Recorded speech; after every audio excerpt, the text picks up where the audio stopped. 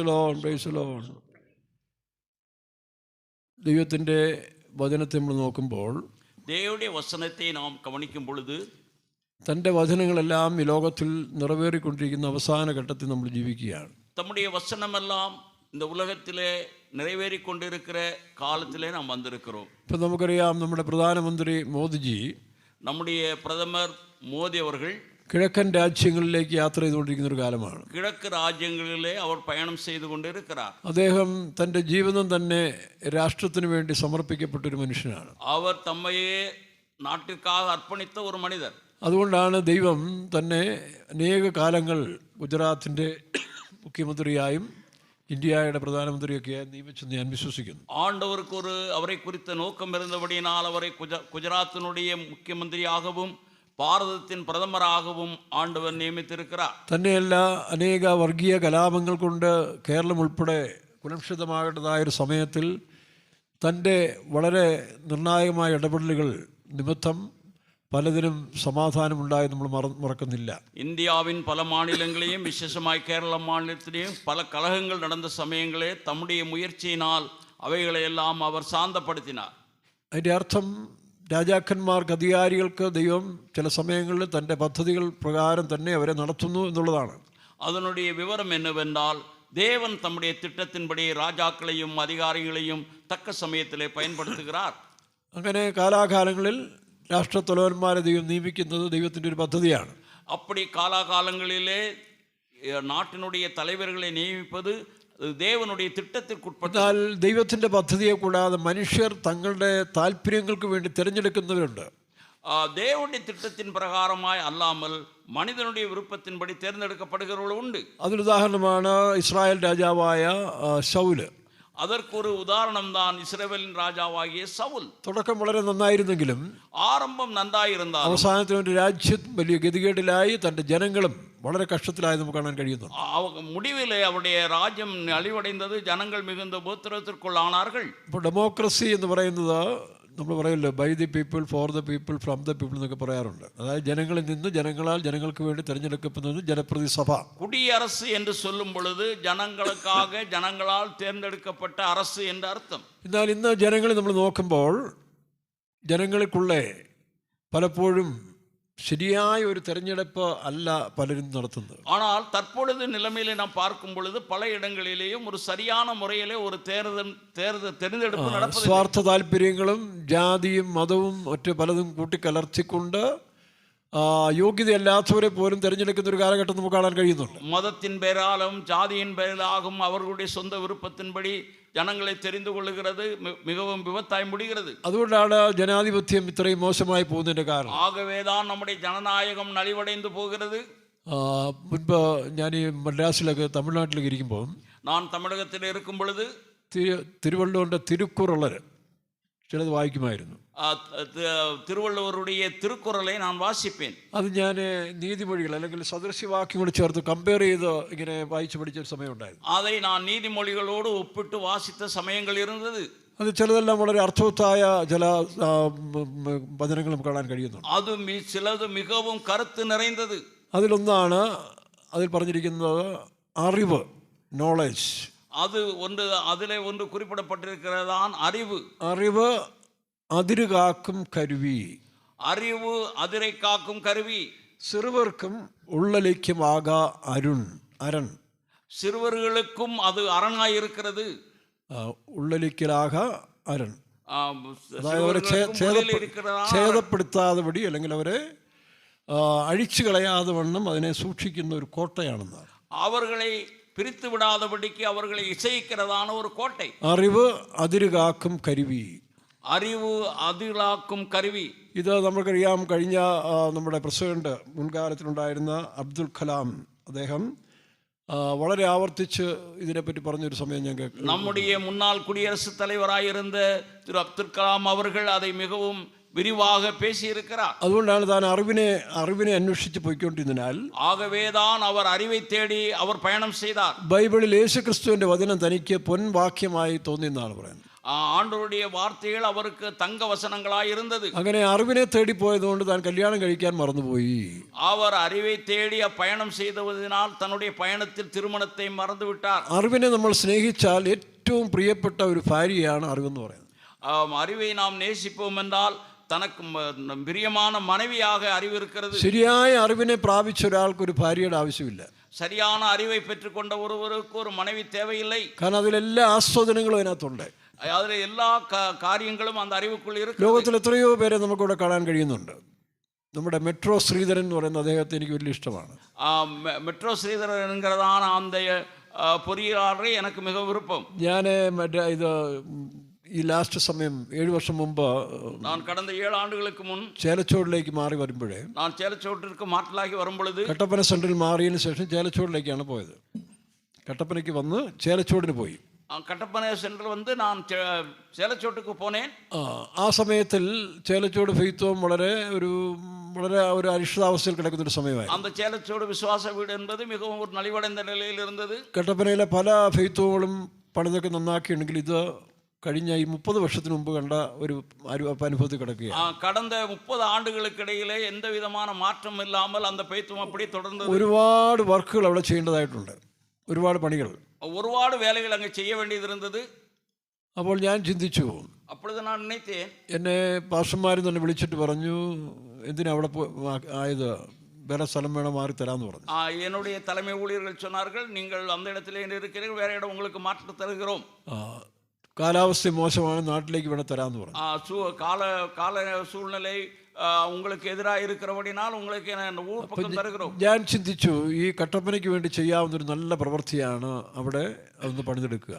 நான் நினைத்தேன், இந்த கட்டப்பனைக்காக செய்ய வேண்டிய ஒரு பெரிய வேலை அந்த இடத்துல இருக்கிறது. അന്നത്തെ ആ പേപ്പറിനകത്ത് ന്യൂസും കണ്ടത്, പേപ്പറിൽ വന്നൊരു വാർത്ത, அந்த നാളിലെ ചെയ്തിത്താളിൽ വന്നതാണ് ഒരു ന്യൂസ്. മെട്രോ ശ്രീധരൻ സാറ് ഏകദേശം 80 വയസ്സോ എൻ്റെ അടുത്ത് ഉള്ളൊരു മനുഷ്യനാണ്. മെട്രോ ശ്രീധരൻ എன்கிற பொறியாளர் ഏറെക്കുറെ 80 വയസ്സുടയவர். അദ്ദേഹം കൊങ്കൺ റെയിൽവേ തുരങ്കപ്പാതയെല്ലാം ഉണ്ടാക്കിയതിനു ശേഷം അവർ കൊങ്കൺ റെയിൽവേ அந்த சுரங்கங்களெல்லாம் உருவாக்கி തൻ്റെ വയസ്സുകാലത്ത് കേരളത്തിന് വേണ്ടി എന്തെങ്കിലും നല്ല കാര്യങ്ങൾ ചെയ്യണമെന്ന് ആഗ്രഹിച്ച് താൻ വന്നിരിക്കുക. കടേശി അവർ കേരള മാநிலத்திற்கு ஏதாவது செய்ய வேண்டும் என்று நினைத்து வந்தார். അപ്പോൾ ലോകത്തിൽ പോലും ചില മനുഷ്യർ അങ്ങനെ സ്വാർത്ഥതയില്ലാതെ മറ്റുള്ളവരുടെ നന്മയ്ക്ക് വേണ്ടി ചെയ്യുന്നത് ഞാൻ ദൃഷ്ടാന്തമായിട്ട് എടുത്തിട്ടുണ്ട്. അനേകർ உலக மனிதர்கள் தங்களுக்காக எதையும் செய்யாமல் மற்றவர்களுக்காக அவர்கள் அதிகமாய் பொறுப்படுத்தி செய்கிறதை பார்த்து, അതുപോലെ നമുക്കറിയാം മുല്ലപ്പെരിയാർ ഡാം പണിതതായ ഏതോ പുള്ളിയുടെ ജോൺ ഹോക്കോ അതോ ബെന്നി ഹോക്ക്, മുല്ലപ്പെരിയാർ അണയെ കട്ടിനതാണ് പൊറിയാളർ ബെന്നി ഹുക്ക്. അദ്ദേഹത്തിന്റെ ചരിത്രം ഞാൻ വായിച്ചിട്ടുണ്ട്. അവരുടെ സരിതയെ വാസിത്തേൻ. അതിൽ പറയുന്നത്, അതിൽ അവർ ചൊല്ലപ്പെട്ടിരിക്കുന്നത്, തന്നെ സർക്കാർ ഇത് ഏൽപ്പിച്ചെങ്കിലും പണിത ഡാമെല്ലാം 2 പ്രാവശ്യം പൊളിഞ്ഞു പോയി. அவர் அந்த வேலையை செய்யும்படியாக அரசு நியமித்த போதிலும் 2 முறை அந்த டேம் இடைந்து போனது. താൻ അതിനെ അയോഗ്യനാണെന്നപ്പോൾ തന്നെ ഡിസ്ക്വാളിഫൈ ചെയ്ത് പുറത്താക്കാൻ തീരുമാനിച്ചു. அவர் அதை നന്നാக ആരാய்ச்சி ചെയ്ത് அதை സെപ്പറേറ്റ് ശരിയായി കട്ട വേണമെന്ന് തീരുമാനിച്ചു. ഇല്ല, കെട്ടവില്ലേ എന്ന് കണ്ടിട്ട് അവർ താൻ ചെയ്ത പണിയിലെ തവറ് ഇരിക്കുന്നത് കണ്ട് സർക്കാർ അവരെ പുറത്താക്കി.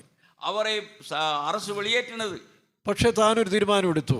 അവർ ഉറിയായ ഒരു തീരുമാനം എടുത്തു. ഇനി സർക്കാരിൽ നിന്ന് കാശ് വാങ്ങിക്കാതെ, அரசுடன் പണത്തെ பெறாமல், താൻ തന്നെ അത് സമ്പാദിച്ചുണ്ടാക്കുമെന്ന് തീരുമാനിച്ചു. நான் என்னுடைய சம்பாத்தியத்தினால் அதற்கான நிதியை திரட்டுவேன் என்று நினைத்தார். അങ്ങനെ താനെ നാട്ടിൽ പോയി തൻ്റെ സ്വത്തെല്ലാം വിറ്റ്, തൻ്റെ ഭാര്യയുടെ സ്വർണ്ണമെല്ലാം വിറ്റ് കുറെ കാശെല്ലാം ഉണ്ടാക്കിക്കൊണ്ടുവന്നാണ് ഈ പണി ആരംഭിച്ചത്. அவர் அங்கே தன்னுடைய நாட்டிற்கு சென்று தன்னுடைய மனைவியுடைய நகைகள், தன்னுடைய சொத்துக்களை எல்லாம் விற்று அவர் கொண்டு வந்து அந்த பணியை செய்ய தீர்மானித்தார். 4 ഡിസ്ട്രിക്റ്റിൽ പട്ടിണി മാറ്റി കൃഷി ഉണ്ടാക്കുവാൻ ഈ ഡാം മുഖാന്തരമായി തീർന്നു. 4 மாவட்டங்களுக்கு பட்டினி மாறி விவசாயம் நன்றாய் நடைபெறுவதற்கு அவர் இந்த செயல் காரணமாயிருந்தது. അതുകൊണ്ടാണ് ഇന്നും ആ പ്രദേശത്ത് മധുര തേനി ഭാഗത്തുള്ള മനുഷ്യർ ഇദ്ദേഹത്തെ ഒരു ദൈവതുല്യമായി തന്നെ, അല്ലെങ്കിൽ അങ്ങനെ സ്നേഹിക്കാനും ആരാധിക്കാനും കാരണം. ஆகவேதான் தமிழகத்தில் இருக்கிற அந்த 4 மாவட்டங்களில் உள்ள மக்கள் அவரை மிகவும் நேசித்து அவருக்கு கடவுளுக்கு கொடுக்கக்கூடியதான முதலிடம் போல கொடுத்து கொண்டிருக்கிறார்கள். മിഷണറിമാരെ വളരെ ബഹുമാനിക്കുന്ന ഒരു സ്ഥലമാണ് തമിഴ്നാട്.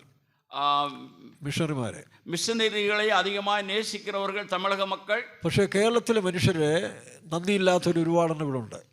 കേരളത്തിൽ இருக்கிற மக்கள் അനേകം നന്ദി ഇല്ലാത്തവരായി இருக்கிறார்கள். കാരണം അവർക്കത് വാഗോണ്ട് പറയാൻ പോലും പുച്ഛമായി വന്നിരിക്കുന്ന ഒരു കാലമാണ്. മിഷണറിമാർ കേരളത്തിൽ ഉണ്ടാക്കിയ നന്മകൾ, നവോത്ഥാനം, ജാതി വ്യവസ്ഥകളെല്ലാം മാറ്റി ഇത്രത്തോളം നവീകരിച്ചെടുത്ത മിഷണറിമാരെ പറ്റി പറയാൻ ഇന്ന് അനുഭവിച്ച ആ തലമുറകൾ, ആ മനുഷ്യർക്ക് അത് ലജ്ജയായി തീർന്നിരിക്കുകയാണ്. மிஷனரிமார்களுடைய மகிமையான அந்த ஊழியத்தை நிமித்தம் வந்ததான அநேக நன்மைகள், அநேக இடைஞ்சல்களை எல்லாம் மாற்றப்பட்ட கேரள மாநிலத்தில் இருக்கிறதான கிறிஸ்தவர்கள், இல்ல கிறிஸ்தவரல்லப்பா, கொஞ்சம் மனுஷரு, கேரளாவில் இருக்கிற மனிதர்கள், இது அனுபவிச்சவரு, அதை அவர்களுடைய நன்மையை அனுபவித்தவர்கள் அவர்களை பற்றி பேசுவதற்கோ அதை வெளியிடுவதற்கோ தயங்குகிறார்கள். இப்ப அவரை புச்சமாயிட்டு தான் പറയുന്നത്. அதை அவர்கள் மிகவும் மோசமாய் நினைக்கிறார்கள். காரணம் அறிவில்ல, அதற்குரியதான அறிவில்லை. അറിവില്ലാത്തതാണ് പ്രശ്നം.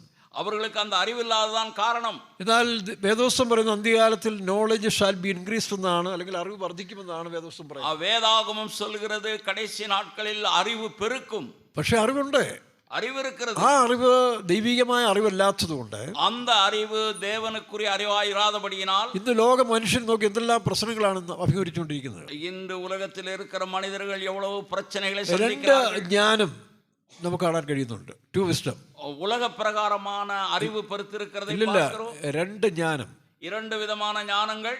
ഒന്ന് ലോകജ്ഞാനം, ഒന്ന് ദൈവിക ജ്ഞാനം. ஒன்று உலக ஞானம், மற்றது தெய்வீகமான ഇന്ന് ஞானம். ലോകത്തിലെ നേതാക്കന്മാരും മറ്റു പലരും ഈ ലോകജ്ഞാനത്തിനാണ് പ്രാധാന്യം കൊടുത്തിരിക്കുന്നത്. இன்று உலகத்தில் இருக்கிற தலைவர்கள் அநேகர் உலக ஞானத்திற்கு முக்கியத்துவம் അതുകൊണ്ടാണ് கொடுக்கிறார்கள். ഇത്രത്തോളം വിദ്യാസമ്പന്നരായി തീർന്നെന്ന് പറയുന്ന ഈ കാലഘട്ടത്തിൽ அதிகமாய் அவர்கள் செழிப்பாய் இருக்கிறார்கள் என்கிற இந்த காலத்திலே നോക്കണം, രാജ്യങ്ങൾ തമ്മിൽ ഇന്നും അടി നടന്നുകൊണ്ടിരിക്കുകയാണ്. இப்பொழுது நாட்டுக்கு நாடு யுத்தம் நடந்து கொண்டு இருக்கிறது. ഉക്രൈൻ മുതലായ രാജ്യങ്ങൾ, റഷ്യ ഉൾപ്പെടെ അങ്ങോട്ടും ഇങ്ങോട്ടും മാത്രം മനുഷ്യനാണ് കൊന്നൊടുക്കുന്നത്.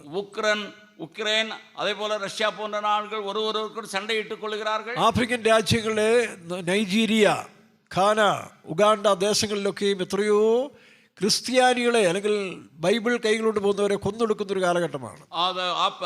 ஆப்பிரிக்க நாடுகளிலே, உகண்டாவிலே, கன்னியாவிலே போன்ற அந்த நாடுகளிலே வேதாகமத்தை கரங்களை பிடித்துக் கொண்டு போவர்களை கொண்டு குவிக்கிறார்கள். നോർത്ത് ഇന്ത്യയിൽ പോലും ഈ സുവിശേഷം അല്ലെങ്കിൽ ബൈബിൾ കൊണ്ടുപോകുന്നവരെ പിടിച്ച് അറസ്റ്റ് ചെയ്ത് അകത്തിടുന്നൊരു കാലമാണല്ലോ. நீங்கள் வட இந்தியாவில் கவனிப்பீர்கள் என்றால் அங்கேயும் வேதாகமத்தை வைத்துக் கொண்டு போகிறவர்களை, ஊழியம் செய்கிறவர்களை அவர்கள் அரெஸ்ட் செய்து சிறைச்சாலையில் வைக்கிறார்கள். എന്താണ് മനുഷ്യന് പറ്റിയ ഒരു അപകടം? என்ன மனிதனுக்கு ஏற்பட்டதான മതം മനുഷ്യന് അനുഗ്രഹമായി തീരേണ്ട സ്ഥാനത്തിൽ മതങ്ങൾ ഇന്ന് മനുഷ്യനെ ശത്രുക്കളാക്കി മാറ്റിക്കൊണ്ടിരിക്കുകയാണ്. ஆசீர்வாதமாய் இருக்க வேண்டியதான மதங்கள் இன்று மனிதர்களை சத்துருக்களாக மாற்றிக்கொண்டு இருக்கிறது. രാഷ്ട്ര തലവന്മാരും തങ്ങളുടെ നിലനിൽപ്പിന് വേണ്ടി, വോട്ട് ബാങ്കിന് വേണ്ടി ജനങ്ങളെ എന്ത് ചെയ്യുന്നു? മറ്റു രീതിയിലേക്ക് തെറ്റിച്ചു നടക്കുന്നു. நாட்டின் தலைவர்கள் தாங்கள் வெற்றி பெற வேண்டும் என்று அந்த ஓட்டு வங்கிக்காக ஜனங்களை பிரிவினை അത് உண்டாக்குகிறார்கள். ക്രൈസ്തവ മതങ്ങളിൽ പോലും, ഈവൻ പെന്തിക്കോസ്റ്റ് സഭകളിൽ പോലും ആ പിശാചിനെ നമുക്ക് കാണാൻ കഴിയുന്നുണ്ട്. கிறிஸ்தவ மார்க்கத்திலேயும் பெந்தகோஸ்தே இயக்கங்களிலேயும் இதை நாம் கவனிக்கிறோம். കാരണം വേദപുസ്തകത്തിന്റെ ആരംഭകാലങ്ങളിൽ നമ്മൾ വെളിപ്പാട് പുസ്തകത്തിൽ വായിക്കുമ്പോൾ, வேதாகமத்தின் ஆரம்ப நாட்கள் வெளிப்படுத்தின விசேஷத்திலே பார்க்கும் பொழுது അവിടെ ആ കാലഘട്ടത്തിൽ തന്നെ സഭയിൽ ഈ സാത്താൻ പല വിധത്തിൽ നുഴഞ്ഞു കയറിയതായി നമുക്ക് കാണാൻ കഴിയുന്നുണ്ട്. அந்த ஆரம்ப நாட்களிலே சாத்தான் பலருக்குள்ளே பிரிவினை உண்டாக்கியிருந்தார். അത് ഇസബേലിന്റെ ആത്മാവായിട്ടും, அது யெசபேலின் ஆவியாகவும், ബിലയാമിന്റെ ആത്മാവായിട്ടും, தெலீலாவின் ஆவியாகவும், ബിലയാമിന്റെ ആത്മാവായിട്ടും, பிலேயாமின் ஆவியாகவும், അതുപോലെ മറ്റ് പല ശക്തികളായിട്ട് വന്നു കയറുന്നതായിട്ട് നമുക്ക് കാണാൻ കഴിയുന്നു. பலவித வல்லமைகளாக அது ஜனங்களுக்குள்ளேயும் சபைக்குள்ளேயும் കാരണം മനുഷ്യനിൽ സ്ഥിരതയില്ലാത്ത മനുഷ്യരിൽ ഈ ആത്മാവുകൾ വ്യാപരിച്ചുകൊണ്ടേയിരിക്കും. உறுதியில்லாத மனிதர்களுக்குள்ளே இந்த ஆவி கிரியை செய்தது. എന്നാൽ അതിനെല്ലാം ജയിക്കണമെങ്കിൽ, அதையெல்லாம் நான் வெற்றி பெற வேண்டுமானால் ജയാളിയായ ഒരു ശക്തി തമ്മിൽ വാഴണം. வெற்றி வீரரான ஒருவருக்குள் இருக்க வேண்டும். അവർ നമ്മളിൽ വാണെങ്കിൽ മാത്രമേ അതിനെല്ലാം ജയിക്കാൻ കഴിയുള്ളൂ. அவர் நமக்குள்ளே இருந்தால் மட்டுமே நாம் வெற்றி பெற முடியும். നമ്മൾ ലോകത്തിൽ പരിശോധിക്കുമ്പോൾ, நாம் உலகத்தை பரிசோதிக்கும் ഇതിനെല്ലാം അതിജീവിച്ച് വന്നിരിക്കുന്നത്, ക്രിസ്തുവിനെ കുറിച്ച് നമ്മൾ വായിക്കുമ്പോൾ അവരിൽ ഒരു ഡെഫിനിഷൻ ഉണ്ട്, പവർ ആൻഡ് വിസ്ഡം. இவைகளெல்லாம் மேற்கொள்வதற்கு கிறிஸ்துவுக்குள் இருக்கிறவர்களுக்குள்ளே ஒரு வல்லமை இருக்கிறது, അല്ലെങ്കിൽ വല്ലമയും ജ്ഞാനവും, ஒரு ஞானம் இருக்கிறது. 1 കൊരിന്ത്യർ 1-ാം അധ്യായത്തിൽ 24-ാം വാക്യം വായിക്കുമ്പോൾ, 1 കൊരിന്ത്യർ 1-ാം കൊരിന്ത്യർ 1-ാം അധ്യായം 24-ാം വചനം, 1 കൊരിന്ത്യർ 1-ാം അധികാരം 24-ാவது വചനം, Christ the power of God and wisdom of God എന്നാണ്. ക്രിസ്തു ദൈവത്തിന്റെ ശക്തി, ദൈവത്തിന്റെ ജ്ഞാനം. கிறிஸ்து தேவனுடைய ஞானமாய் இருக்கிறார். ഒരിക്കലും ഒരു സമൂഹത്തിൽ ഒരാൾ എന്നോട് ചോദിച്ചു, നിങ്ങളുടെ ദൈവം ആരാന്ന് ചോദിച്ചു. ஒருவர் கேட்டார், உங்களுடைய கடவுள் யார்? ഞാൻ പറഞ്ഞു പവർ ആൻഡ് വിസ്ഡം എന്ന് പറഞ്ഞു. எங்களுக்குள்ள ஒரு பவரும் ஒரு வல்லமையும் இருக்கிறது. എങ്ങൾക്കല്ല, പവർ ആൻഡ് വിസ്ഡം, അതായത് ജ്ഞാനവും ശക്തിയും. எங்களுக்குள்ள ஞானமும் வல்லமையும் இருக்கிறது. ഞങ്ങളും അത് തന്നെയാ പറയുന്നു പറഞ്ഞു. நாங்களும் அதைத்தான் சொல்லுகிறோம். ഞാൻ പറഞ്ഞല്ല, നിങ്ങൾ പറയുന്നത് ലോകശക്തിയും ലോകജ്ഞാനമാണ്. நீங்கள் குறிப்பிடுகிறது உலக ஞானம், உலக வல்லமை. ഞാൻ പറയുന്നത് ദൈവശക്തിയും ദൈവജ്ഞാനമായ ക്രിസ്തു. நாங்கள் சொல்லுகிறது தேவ ஞானமும் தேவ வல்லமையுமான അപ്പൊ கிறிஸ்து. ക്രിസ്തു എന്ന് പറയുന്ന ഒരു മോണിമെന്റലായിട്ടല്ല ഞങ്ങൾ കാണുന്നത്. கிறிஸ்துவை நாங்கள் உலக பிரகாரமான வல்லமையாக காணவில்லை, ഉലകപ്രകാരമായ ഒരു രൂപത്തെ അല്ല. உலக பிரகாரமான ஒரு உருவம் வந்து അതിൽ ഇരിക്കുന്ന ഇൻഗ്രീഡിയൻസ് രണ്ടെണ്ണമാണ്: പവർ ആൻഡ് വിസ്ഡം. ജ്ഞാനവും ശക്തിയും ஞானமும் வல்லமையும் അതിൽ ഉൾക്കൊള്ളിച്ചിട്ടുണ്ട്. அதிலே உட்படுத்தி இருக்கிறார். അതാണ് വചനം. ஆனால் வசனம் എല്ലാ മതങ്ങളുടെയും സാരാംശത്തിൽ നോക്കുമ്പോൾ വചനത്തിന് വലിയ പ്രാധാന്യം കൊടുക്കുന്നുണ്ട്.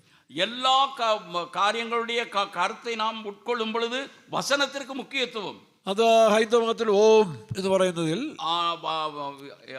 இந்துக்களுக்கு மத்தியிலே அது ஓம் என்று சொல்லப்பட்ட സൃഷ്ടി സ്ഥിതി സംഹാരം. സൃഷ്ടി സ്ഥിതി സംഹാരം. சிருஷ்டி, நிலைநிறுத்துதல், அழிக்குதல், ஆக்கல், அழித்தல். അതാണ് വചനം വായിക്കുന്നത്. அதுதான் அவருடைய கொள்கையும் അവൻ வசனமும். പാപത്തെക്കുറിച്ചും നീതിയെക്കുറിച്ചും ന്യായവിധിയെക്കുറിച്ചും ബോധം വരുത്തും. பாவத்தை குறித்தும் நீதியை குறித்தும் நியாய தீர்ப்பை குறித்தும் கண்டித்து உணர்த்துகிறவர். അപ്പൊ തെറ്റിന് ശിക്ഷയുണ്ട്. ஆனால் தவறுக்கு தண்டனை അപ്പൊ இருக்கிறது. ഇതിന്റെ സാരാംശങ്ങൾ നമ്മൾ കണ്ടുപിടിക്കുമ്പോൾ அதனுடைய உட்பொருளை கவனிக்கும் ഒരർത്ഥത്തിൽ എല്ലാ മതങ്ങളുടെയും അന്തർലീനമായി കിടക്കുന്ന ഒരു യാഥാർത്ഥ്യവും ഒരു സത്യവും അതിനകത്ത് കാണാൻ കഴിയുന്നുണ്ട്. இப்படியாக நாம் எல்லா மதங்களுடைய உட்பொருளையும் நாம் பார்ப்போம் என்றால் எல்லாம் ஒரே கருப்பொருளாய் இருக்கிறது. എന്നാൽ പിന്നീട് ഈ മത നേതാക്കന്മാർ കൈകാര്യം ചെയ്യാൻ തുടങ്ങിയപ്പോൾ இதை മതത്തിനുடைய தலைவர்கள் அவர்கள் அதை ஆளுகை செய்யும். അവരുടെ മതം എല്ലാ മതങ്ങളെക്കാളും മേളിൽ വരാൻ വേണ്ടിയും அவருடைய மதம் மற்ற மதத்தை விட சிறப்பாய் இருப்பதற்கு മറ്റു മതങ്ങളെല്ലാം ഇല്ലാതാക്കിക്കൊണ്ട് ഞങ്ങളുടെ മതം വാഴണമെന്നുള്ള ആ സാത്താന്യ ശക്തി വ്യാപരിക്കുന്നതാണ് ഇന്ന് മതങ്ങളിൽ ഉള്ളതായ ദൂഷ്യവശം. மற்ற மதங்களை எல்லாம் அழித்து தங்களுடைய மதம் மேன்மையாக இருக்க வேண்டும் என்கிற அந்த எண்ணத்தை கொண்டவர்கள் சாத்தானுடைய வல்லமை அவர்களுக்குள்ளே இருக்கிறபடியினால் இப்படி நடக்கிறது. അതാണ് രാഷ്ട്രീയത്തിലും കാണുന്നത്. அரசியലിലെ பார்க்கிறோம். മുൻകാലങ്ങളിൽ നമുക്കറിയാം, സാർ ചക്രവർത്തിമാരുടെ ദുർഭരണ കാലത്തിൽ ചക്രവർത്തികളുடைய அந்த பொல்லாத ஆட்சியின் காலத்திலே ജനം അവരെ കൊണ്ട് പൊറുതിമുട്ടിയപ്പോൾ, ജനങ്ങൾ അവர்களால் കഷ്ടപ്പെട്ട பொழுது ആ സമയത്തിൽ കാറൽ മാർക്സിന്റെ സിദ്ധാന്തത്തോടുകൂടി കമ്മ്യൂണിസ്റ്റ് പ്രസ്ഥാനം എഴുന്നേറ്റ് വന്നു. அப்பொழுது கார்ல் மார்க்ஸினுடைய அந்த சித்தாந்தமான அது ജനങ്ങൾക്ക് മധ്യയിലെ പ്രസിദ്ധമാനത്.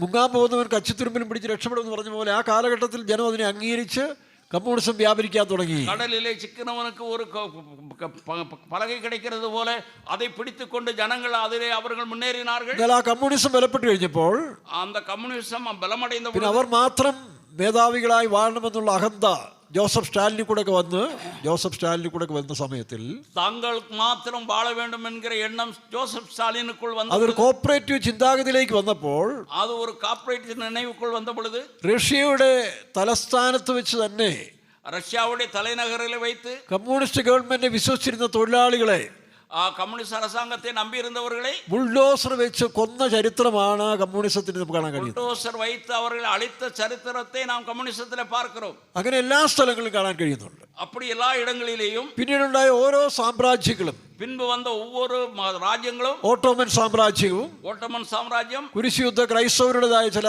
പടയോട്ടവും, சிலுவை யுத்தம் கிறிஸ்தவர்களுக்கு எதிராக, ക്രിസ്തവരുടെ ചില പടയോട്ടങ്ങളും, கிறிஸ்தவருடைய சில சிலுவை யுத்தங்கள், ഇതിലെല്ലാം ചില വ്യക്തിപരമായിട്ട് സാത്താന്റെ ശക്തി നുഴഞ്ഞു കയറിയിട്ട് இதெல்லாம் தனிப்பட்ட முறையிலே சாத்தான் உள்ளே புகுந்து സാമ്രാജ്യങ്ങളെ സ്ഥാപിക്കാൻ തുടങ്ങി.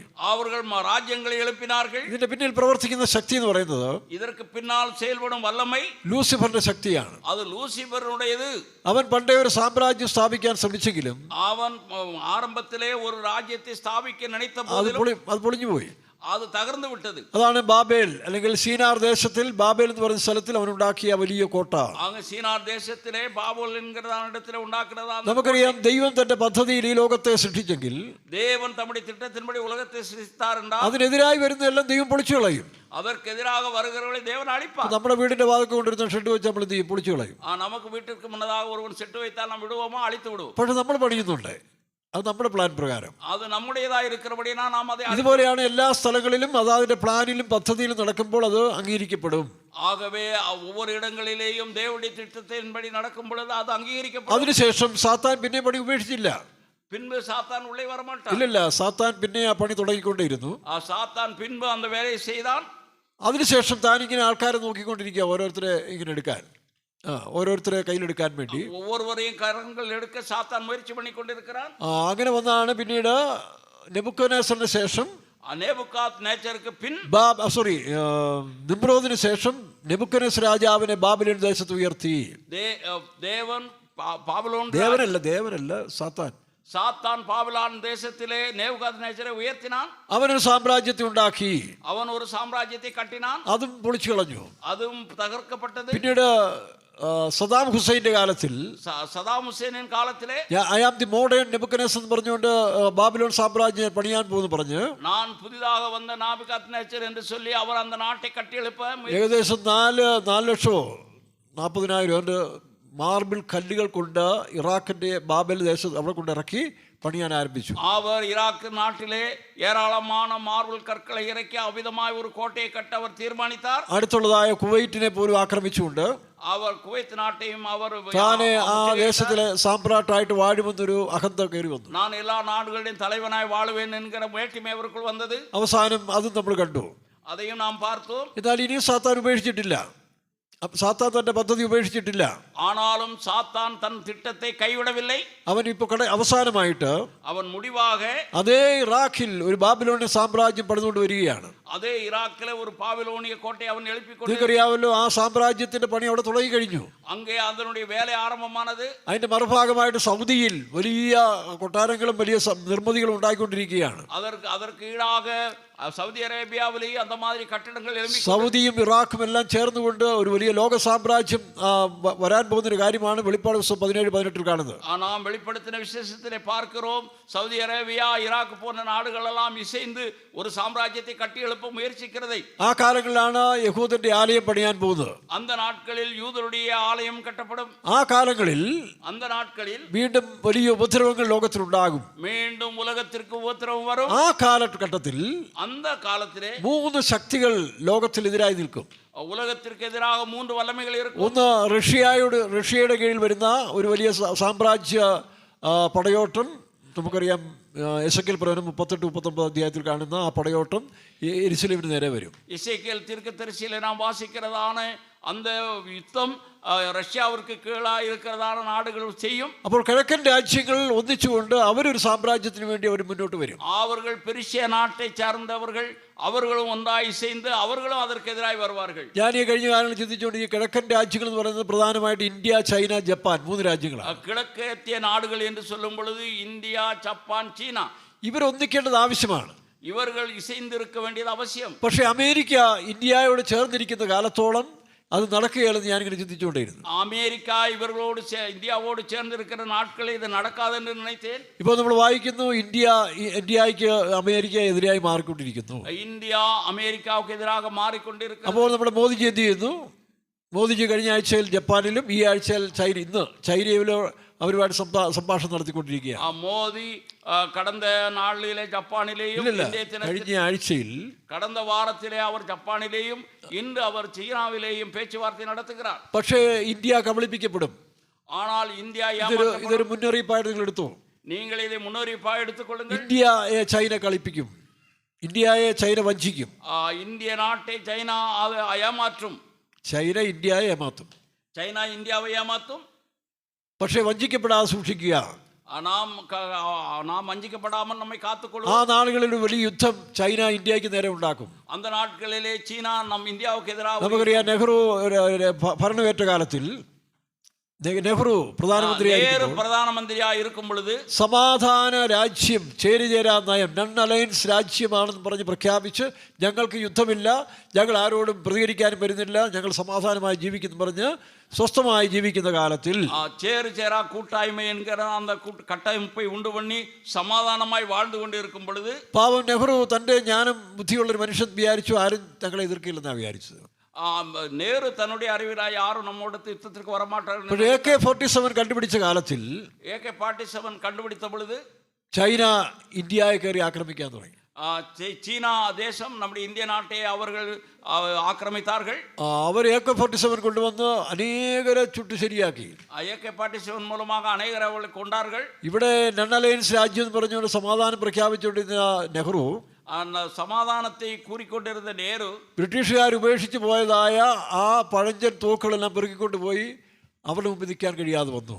ഈ பிரிட்டிஷாருக்கு விட்டு சென்றதான அந்த யுத்த ஆயுதங்களை வைத்து ഇല്ലില്ല, அவர்கள் பழைய ஆயுதங்களை வைத்து அவர்கள் யுத்தம் செய்து தோற்று போனார்கள். അവർ പുതിയ AK-47 എടുത്ത് ആയിരക്കണക്കിന് പട്ടാളക്കാരെ കൊന്നുകളഞ്ഞു. அவர்கள் எந்திர துப்பாக்கியினால் அநேக போர் வீரர்களை கொண்டார்கள். അതേ ഒരു ചതിവ് ചൈനയ്ക്ക് വീണ്ടും ഇന്ത്യയുടെ മേൽ ഉണ്ടാകാൻ പോവുകയാണ്. அதே மாதிரியான ஒரு சதியை இந்திய நாட்டிற்கு எதிராக சீனா செய்ய போகிறது. അതുകൊണ്ട് ഇത് ആരെങ്കിലും രാഷ്ട്രീയ നേതാക്കന്മാർ കേൾക്കുന്നെങ്കിൽ കേട്ടോട്ടെ, നിങ്ങൾ സൂക്ഷിക്കണം. இதை நாட்டின் தலைவர்கள் யாராவது கேட்டால் நீங்கள் கவனமாக இருக்க வேண்டும். കാരണം വരും കാലത്തിൽ ഇന്ത്യയിൽ ഒരു അഴിവുണ്ടെന്നുള്ളതിന് ഒരു ചെറിയ വാക്യങ്ങൾ ബൈബിളിലുണ്ട്. അത് ഞാനിപ്പോൾ പറയുന്നില്ല, പിന്നീട് ഒരിക്കലും അതിനെ വിസ്താരമായിട്ട് പറയാം. வருநாட்களிலே இந்தியாவுக்கு நடக்க போகிறதான ஒரு காரியத்தை வேதாவும் குறிப்பிட்டிருக்கிறது. அதை வருநாட்கள் நான் சொல்லுகிறேன். ഇപ്പൊ തന്നെ ചൈന സംസാരിച്ചുകൊണ്ടിരിക്കുമ്പോൾ എനിക്ക് തോന്നുന്നത് പാക് അധിനിവേശ സ്ഥലവും അതുപോലെ അവരുടെ സിൽക്ക് ഹൈവേക്കും മോദിജി അനുവാദം കൊടുക്കണമെന്ന് ആവശ്യപ്പെടും. പക്ഷേ ആവശ്യപ്പെട്ടാലും ഇല്ലെങ്കിലും ചൈന നടത്തിയെടുക്കുകയും ചെയ്യും. அவர்கள் பாகிஸ்தானில் இருக்கிறதான அந்த இடங்களையும் அதே போல சீனாவிலிருந்து வரக்கூடியதான அந்த ஒரு ரோடையும் அவர்கள் உண்டாக்க வேண்டும் என்று மோடி ഇതിനെല്ലാം സമ്മതിച്ചു പോയാൽ, இதற்கு அவர் அனுமதித்தால் പിന്നീടും ആ ചതിവ് വീണ്ടും വരും. மீண்டும் இதை போன்றதான ஒரு சதிவு நமக்கு வரும். അങ്ങനെ ചൈന ആ യെരുശലേമിലേക്ക് പോകാൻ ഈ പറഞ്ഞ രാജ്യങ്ങൾ പാകിസ്ഥാനും അഫ്ഗാനിസ്ഥാനും ഇറാനും എല്ലാം താണ്ടി അവസാനം യൂഫ്രട്ടീസ് നദിയും താണ്ടി അവര് യെരുശലേമിലേക്ക് പോകേണ്ട പ്ലാനാണ് അവർ കാണുന്നത്. പാകിസ്ഥാനെയും അഫ്ഗാനിസ്ഥാനെയും താണ്ടി യൂഫ്രട്ടീസ് നദി മൂലமாக അവர்கள் യെരുശലേമുக்கு യുദ്ധത്തിற்கு പോവാர்கள். അപ്പം രണ്ടാമത്തെ ശക്തി, ഒന്ന് റഷ്യയുടെ കീഴിലുള്ളതായ ആ ശക്തികൾ, മറ്റത് ഒന്ന് പ്രധാനമായി റഷ്യാവുക്ക് കീഴിൽ ഇരിക്കുന്ന നാടുകൾ, മറ്റൊന്ന് കിഴക്കൻ രാജ്യങ്ങൾ, இரண்டாவது கிழக்கத்திய நாடுகள். അപ്പൊ ആ യുദ്ധത്തിന് ശേഷം, ചൈന ഇന്ത്യയായിട്ടുള്ള ഒരു യുദ്ധത്തിന് ശേഷം, சீனாவுக்கும் இந்தியாவுக்கிடையே நடக்கிற யுத்தத்திற்கு பின் ഇവരെല്ലാം കൂടെ ഒന്നിച്ചു പോകേണ്ടതായ ഗതികേട് വരും. ഇവരെല്ലാം ഇസൈந்து പോക വേണ്ടിയത് വരും. 20,000 കോടി എന്നാ പറയുന്നത്. 20,000 കോടി യുദ്ധവീരന്മാരാണ് ഈ യെരുശലേമിലേക്ക് പ്രവേശിക്കുന്നത്. 20,000 കോടി യുദ്ധ വീരர்கள் യെരുശലേമുக்குள் പ്രവേശിപ്പാர்கள். അതാണ് ഹർമദോൻ യുദ്ധം. அதுதான் அர்மகதோன் யுத்தம். കാരണം ലോകം സമാധാനത്തിലേക്ക് കൊണ്ടുവരുന്നതിന് മുൻപ് உலகம் சமாதானத்திற்கு ഈ യുദ്ധ മനുഷ്യരെല്ലാം ഇല്ലാതായി തീരണം. യുദ്ധ മനുഷ്യர்கள் അഴിയ വേണ്ടും. അപ്പൊ ഇന്ത്യ, ചൈന, ജപ്പാൻ ഈ പറഞ്ഞ പോലെ ഒന്നായി വരേണ്ടത് ആവശ്യമാണ്. ഇന്ത്യ, ചീന, ജപ്പാൻ ഇവകൾ ഇസൈந்து വര വേണ്ടത് ആവശ്യം. അവർ യൂഫ്രട്ടീസ് നദി കടന്ന് അവർ അങ്ങോട്ട് ചെല്ലും. അവர்கள் യൂഫ്രട്ടീസ് നദിയെ താണ്ടി അപ്പുറം വന്ന പക്കം പോവാர்கள். ഈ അമേരിക്ക ഇപ്പൊ തന്നെ നോക്കി ഇസ്രായേൽ ഒറ്റപ്പെട്ടുകൊണ്ടിരിക്കുകയാണ്.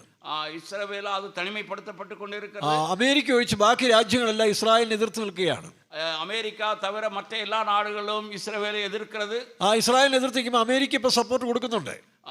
അമേരിക്ക ഇസ്രായേൽ നാട്ടിற்கு ഉദവിയായിരിക്കുന്നത്. പക്ഷെ പിന്നാட்களிൽ നാളെ അമേരിക്കയിലെ ബുദ്ധിജീവികൾ ട്രംപിനോട് പറയും, മര്യാദയ്ക്ക് ഇരുന്നോളാൻ പറയും. അമേരിക്കാവിൽ ഇരിക്കുന്നതാണ് അറിവാളികൾ ട്രംപை பார்த்து சொல்வார்கள் அமைதியாயிரும். നിങ്ങളുടെ ഈ ചാട്ടു അഭ്യാസം എല്ലാം അവസാനിപ്പിച്ചിട്ട് മര്യാദയ്ക്ക് കഴിഞ്ഞുകൂടാൻ പറയും. അവർ പറയും, നിങ്ങൾ ഉங்களிடத்தில் இருக்கிறதான வேண்டாத காரியங்களை விட்டு அமைதியாயிருங்கள். കാരണം ബൈബിൾ വ്യക്തമായിട്ട് പറയുന്നുണ്ട്, യെരുശലേം പിടിക്കപ്പെടും, പാതി പ്രവാസത്തിൽ പോകേണ്ടി വരും. வேதாகமம் மிக தெளிவாய் குறிப்பிடுகிறது, യെരുശലേം പിടിക്കപ്പെടും. വെറുതെ പോയി അമേരിക്കൻ പട്ടാളക്കാരെ കൊലയ്ക്ക് കൊടുക്കണ്ട, നമ്മുടെ സാമ്പത്തികം തകർക്കണ്ട, നമ്മുടെ സമ്പാദ്യം ഇല്ലാമലാക വേണ്ട, നമ്മുടെ വീരர்கள் അഴിയ വേണ്ട. അങ്ങനെ അമേരിക്ക അതിൽ നിന്ന് പിന്മാറും, ഇസ്രായേലിനെ കൈവിടും. അമേരിക്ക ഇസ്രായേലിനെ കൈവിടും, ഇസ്രായേൽ ഒറ്റപ്പെടും, ഇസ്രായേൽ തനിമപ്പെടുത്തപ്പെടും. ഈ ഇസ്രായേലാണ് ഇനി വരാൻ പോകുന്ന ലോകത്തിന്റെ ക്യാപിറ്റൽ സെന്റർ അല്ലെങ്കിൽ തലസ്ഥാന നഗരം. அந்த இஸ்ரவேல் தேசமே നമ്മുടെ ഉലകത്തിൻ തലനഗരமாக മാറും. ഇതിനെ ആര് പിടിക്കുന്നു അവരാണ് ഭരിക്കാൻ പോകുന്നത്. அதை யார் பிடிக்கிறார்களோ அவர்கள் உலகத்தை அரசாளுவார்கள். അതാണ് ഇസ്ലാമിസ്റ്റുകൾ പറയുന്നത്, ഞങ്ങൾ ഇമാം മഹദിയുടെ കീഴിൽ ഇസ്ലാമിസ്റ്റ് തീവ്രവാദികൾ പറയുന്ന കാര്യം അതാണ്. ഇസ്ലാമിക തീവ്രവാദികൾ എന്നെ சொல்லுகிறார்கள், ഞങ്ങൾ കറുത്ത കുതിരയും കറുത്ത കൊടിയും, நாங்கள் கருத்த கொடி ஏந்தி ഇമാം മഹദിയുടെ നേതൃത്വത്തിൽ, ഇമാം മഹദിയുടെ തലമയിലെ അല്ലെങ്കിൽ അറബി രാജ്യങ്ങൾ ഉൾപ്പെടുന്ന രാജ്യങ്ങൾ, അറബി ദേശങ്ങൾ ചെയ്യുന്ന നാട് ഇസ്രായേലിനെ പിടിക്കാൻ അവരും വരും. ഇസ്രായേലെ പിടിക്കാൻ അവർ വരുവാர்கள். വലിയ തമാശയായിരിക്കും കേട്ടോ. ഇതാണ് ഫൈനൽ മാച്ച്. യുദ്ധം എന്നല്ല, ഇത് ഫൈനൽ മാച്ചാണ്. ഇതാണ് കടേശി ആട്ടം. അവിടെ വന്ന് ഇവരെല്ലാം കൂടെ തമ്പടിക്കും. அவர்கள் அங்கே பாளையம் இறங்குவார்கள். യെരുശലേമിനെ പിടിക്കും. அவர்கள் எருசலேமை பிடிப்பார்கள். പാലസ്തീൻ രാജ്യം പ്രഖ്യാപിക്കും. அவர்கள் பாலஸ்தீனத்தை அவர்கள் பிரகடனப்படுத்துவார்கள். പക്ഷേ ഉദ്ദേശശുദ്ധി തെറ്റായതുകൊണ്ട്, അത് അവരുടെ നോക്കം തവറാണപടിയാൽ ദൈവം ഇടപെടും. ആണ്ടവർ செயல்படுவார். അവിടെ നാച്ചുറൽ കലാമിറ്റീസ് ഉണ്ടാകും. அங்கே இயற்கை கலகம் வரும். അവിടെ പർവ്വതങ്ങൾ, ഞാൻ എൻ്റെ പർവ്വതങ്ങളോട് കൽപ്പിക്കുമെന്നാണ് ദൈവം പറയുന്നത്. நான் என்னுடைய மலைகளுக்கு கட்டளையிடுவேன். നമ്മൾ മുൻപ് ഇതൊക്കെ ചിന്തിച്ചുകൊള്ളാണ് ഞാൻ പറയുന്നില്ല. நான் அதை குறித்து முன்பு சிந்தித்திருக்க சொல்லவில்லை. പർവ്വതങ്ങൾ എഴുന്നേൽക്കും എന്നാണ് പറയുന്നത്. അപ്പം നാച്ചുറൽ കലാമിറ്റീസിൽ അനേക ആയിരങ്ങൾ ചത്തൊടുക്കും. அப்படி മലകൾ எழும்பി விழுகிறதுனால അനേകർ അழிவார்கள். അവരുടെ യുദ്ധോപകരണങ്ങളിൽ ഇരിക്കുന്ന കെമിക്കൽ വെപ്പൺസ് തന്നെ തകർന്നിട്ട് അവർ തന്നെ ആ സ്ഥലത്ത് വെച്ച് തന്നെ അവരുടെ ശരീരത്തിലെ മാംസം അഴിഞ്ഞു പോകും. அவர்களுக்குள்ளே இருந்ததான எரிபொருள்கள் மூலமாக அவைகள் வெடிக்கிறதுனால் அவர்கள் அழிந்து போவார்கள். പക്ഷേ ഇസ്രായേലിന് സഹിക്കാൻ വയ്യാത്ത ഉപദ്രവങ്ങൾ ആ സമയത്ത് ഉണ്ടായിക്കൊണ്ടേയിരിക്കും. அந்த നാட்களிலே സഹിக்க முடியாத ഉപദ്രവം ഇസ്രായേലർക്ക് വരും. ഈ സമയത്താണ് இந்த நேரத்தில் ഇവർ നിലവിളിക്കും, அவர்கள் கதறுவார்கள். സക്കറിയാപ്പനത്ത് വായിക്കുന്ന പോലെ പണ്ട് കുത്തിയവന് നേരെ നിലവിളിച്ച് തങ്ങൾ ദൈവത്തോട് കരഞ്ഞപേക്ഷിക്കാൻ തുടങ്ങും. அவர்களை தீர்க்கதரிசி சொல்லி இருக்கிற பிரகாரமாய் தாங்கள் குத்தினவர்களை அவர்கள் நோக்கி பார்ப்பார்கள். യെശയ്യാ 63 അധ്യായത്തിന് 3 വാക്യത്തിൽ വായിക്കുന്ന പോലെ ബൊസ്രയുടെ മേൽ ഞാൻ ചിറക് പിടിത്തും. കർത്താവ് ബൊസ്രയിൽ ഇറങ്ങി ഈ ശത്രുക്കൾക്ക് എതിരായിട്ടൊരു ന്യായവിധി. 63 அதிகாரத்திலே போஸ்ராவின் மேல் நான் இறங்கி அவனுடைய சத்துருக்கு எதிராக செயல்படும். ആക്ഷരികമായ വാളൊന്നും യേശുവിന് ആവശ്യമില്ലല്ലോ. യേശു ആക്ഷരികമായ വാളെടുത്ത് വിട്ടു എന്നാണ് ചിലർ പറയുന്നത്. അങ്ങനല്ല കേട്ടോ. അത് ആവിക്കുரிய അർത്ഥത്തിൽ അപ്പടിയല്ല. ചില പ്രാസംഗികന്മാരൊന്നും യേശു വാളെടുത്തിട്ട് എല്ലാത്തിനും വെട്ടും, ആ രക്തം തെറിച്ച് തൻ്റെ ഉടുപ്പ വീഴുന്നൊക്കെയാണ്. അങ്ങനെ യേശുവിന് വാളെടുക്കേണ്ട ആവശ്യമില്ല. சிலர் சில குறிப்பிடுகிறார்கள் இயேசு வாள் எடுத்து வீசுவார், அவருடைய ரத்தம் அவருடைய வஸ்திரத்திலே படும். തർജ്ജമയിലും വ്യാഖ്യാനത്തിലും വന്ന തെറ്റാണ്. இப்படி தவறாய் அவர்கள் விளக்கம் அளிக்கிறார்கள். കാരണം യേശു പത്രോസിനോട് നിന്റെ വാൾ ഉറയിലിടുക. இயேசு பேதுருவை பார்த்து சொன்னான், உன் വാളാൽ എടുക്കുന്നവൻ വാളാൽ ചാകും. വാളை എടുക്കുന്നവൻ വാളാൽ വീഴും. യേശുവിന്റെ വലിയ വാളുണ്ട്. യേശുവിന്റെ ഒരു വാളുണ്ട്. യേശുവിന്റെ കരത്തിലെ വാൾ, അതാണ് ജീവനും ചൈതന്യമുള്ളതും ഏത് സന്ധിമഞ്ചകളെ തുളച്ചു ചെല്ലുന്നതായ ദൈവത്തിന്റെ വചനമെന്ന വാൾ. ജീവനും വല്ലമയും ഉള്ളതും എന്ത് കണുക്കളെയും ഉരുവ കുത്തുகிறதுமான தேவனுடைய வார்த்தை. വചനമെന്ന വാൾ തന്റെ വാൾ ഉപയോഗിക്കുമ്പോൾ, വചനം എன்கிறத വാളை ഉപയോഗപ്പെടുത്തും பொழுது ഈ വന്നിരിക്കുന്ന മിത്രങ്ങൾ തമ്മിൽ തിരിച്ചറിവില്ലാതെ ബോധം പോയിട്ട് തമ്മിൽ വെട്ടി വെട്ടി വെട്ടി വെട്ടി അങ്ങോട്ട് കൊല്ലാൻ തുടങ്ങും. அங்கே கடந்து வந்திருக்கிறவர்கள் ஒருவருக்கொருவர் தங்களை வெட்டி அவர்கள் அழிந்து போவார்கள். ഇങ്ങനെയാണ് ആ നാശം ഉണ്ടാകുന്നത്. இப்படித்தான் அந்த அழிவு வரும். അപ്പം കർത്താവിന്റെ ആ ഉടുപ്പിന്മേൽ രക്തം തെറിക്കുമായിരിക്കും. அப்படி வரும்போது അങ്ങനെയാണ് രക്തം തളിച്ചു ഉടുപ്പെന്ന് പറയുന്നതിന് കാരണം. അല്ല, യേശു ഒരിക്കലും തൻ്റെ കൈകൊണ്ട് വാളെടുക്കുമെന്ന് ക്രിസ്തീയ പ്രസംഗിമാർ പ്രസംഗിക്കരുത്. അങ്ങനെ യേശു ചെയ്യത്തേയില്ല. യേശു വാളെടുത്ത് വീശുവാർ എന്ന് ആരും പ്രസംഗിക്കக்கூடாது. அப்படி நடக்காது. ചുമ്മാ വേണ്ടാത്ത വ്യാഖ്യാനങ്ങളെല്ലാം മറ്റുള്ളവരെ ഷൈൻ ചെയ്യാൻ വേണ്ടി ചുമ്മാ തോന്നിവാസം പ്രസംഗിക്കുന്ന പാഷന്മാർ വരെ ഉണ്ട്. മറ്റുള്ളവർക്ക് മുന്നதாக തങ്ങളെ പെരിതായി കാട്ടിക്കൊള്ളുവதற்காக இப்படி പ്രസംഗിക്കുന്ന പോതകர்கள் இருக்கிறார்கள். പ്രത്യേകിച്ച് യൂട്യൂബിൽ ഷൈൻ ചെയ്യാനും മാർക്കറ്റ് കൂട്ടാനും വേണ്ടി വായി വരുന്നതെല്ലാം വിളിച്ചു പറയുകയും ചെയ്യും. അവர்கள் യൂട്യൂബിലെ അവர்கள் പ്രസിദ്ധമാകുന്നதற்காக ഈയിടെ ഒരു കളക്ടർ ദിവ്യ എസ് നായർ എன்ற കളക്ടർ യേശുക്രിസ്തുവിനെ പറ്റി 3 കാര്യങ്ങൾ പറഞ്ഞു. എനിക്ക് വലിയ ഇഷ്ടമായി കേട്ടോ. ഞാൻ എൻ്റെ അഭിപ്രായം പറയാം. അവர்கள் യേശുക്രിസ്തുവെ കുറിച്ച് சொன்னதான കാര്യങ്ങൾ ഭാഷകളിൽ നോക്കുമ്പോൾ, ഭാഷകളുടെ എന്ത് പറയും, പര്യായങ്ങൾ നോക്കുമ്പോൾ, മൊഴിയിനുடைய കാര്യങ്ങളെ കവനിക്കും പൊழுது ഒരു 4 പര്യായം കഴിഞ്ഞു കഴിഞ്ഞാൽ തെലുങ്ക്, തമിഴ്, ഹിന്ദി, സംസ്കൃതം ഇതെല്ലാം ഒരേ അർത്ഥത്തിൽ വരികയായിരുന്നു.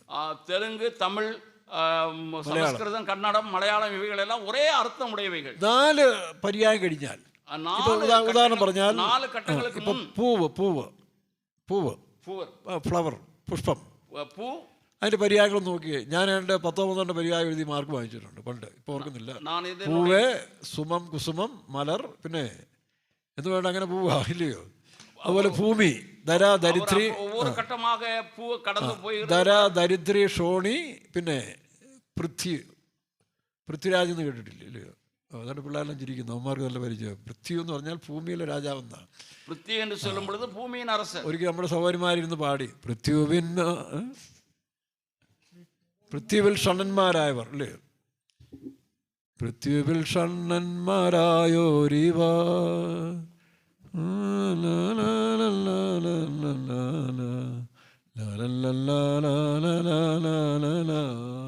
എന്നു ചേർന്നിടും ഞാൻ യേശുവോടു സിയോനിൽ എന്നാകുലങ്ങളെ.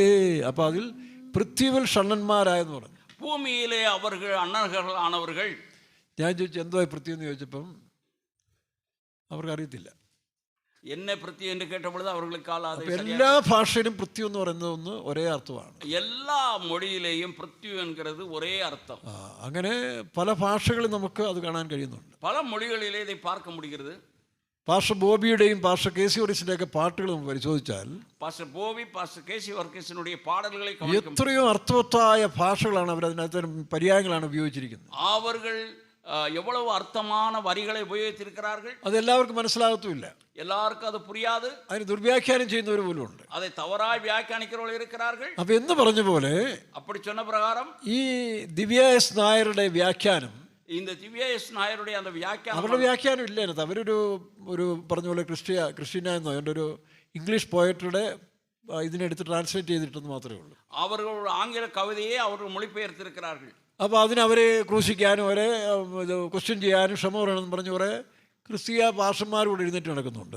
അവர்கள் മன்னிப்பு കേൾക്ക வேண்டும் என்று சொல்லி இதற்கெதிராக अनेक போதகர்கள். നിങ്ങൾ ബൈബിൾ വായിച്ചു നോക്കിയേ, നിങ്ങൾ വേദാമത്തെ വാസിക്കുക. യേശു കർത്തവനോട് ഉപമിക്കാൻ ബാക്കിയുണ്ട്, യേശുവിനെ കർത്തവൻ എന്ന് ഉപയോഗിക്കാൻ ബാക്കിയുണ്ട്. ആ യേശുവെ കർത്തവൻ എന്ന് சொல்வதற்கு വാക്യം இருக்கிறது. തന്നെയല്ല എത്രയോ കാര്യങ്ങൾ. യേശു സിംഹമാണെന്ന് പറയുന്നുണ്ട്, യേശു സിംഹം എന്ന് குறிப்பிடப்படுகிறது. യേശു ദാവീദിന്റെ വേരെന്ന് പറയുന്നുണ്ട്, ദാവീദിൻ വേർ എന്ന് சொல்லப்படுகிறார். യേശുവിനെ പറ്റി ഉത്തമഗീതത്തിൽ എന്തെല്ലാം കാര്യങ്ങളാണ് പറയുന്നത്. യേശുവെ കുറിച്ച് ഉന്നത പാട്ടിൽ എന്തെല്ലാം കാര്യങ്ങൾ சொல்லப்பட்டிருக்கு. തന്നെയല്ല വെളിപ്പാട് പുസ്തകത്തിൽ വ്യാഖ്യാനം 7 കൊമ്പ് 7 കണ്ണുള്ളവനെന്നാണ്.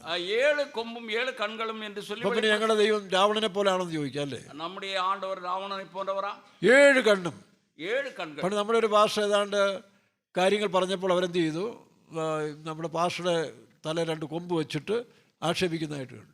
അവർ இந்த കാര്യങ്ങളെ കുറിച്ച് വിവരിച്ച പോതകളുടെ തലയിൽ 2 കൊമ്പ് வைத்தார்கள். അപ്പോൾ എന്നെ കാണിച്ചപ്പോൾ ഞാൻ പറഞ്ഞില്ല, യേശുവിന് 7 കൊമ്പുണ്ട്, ഭാഷയ്ക്ക് 2 ഉള്ളൂ.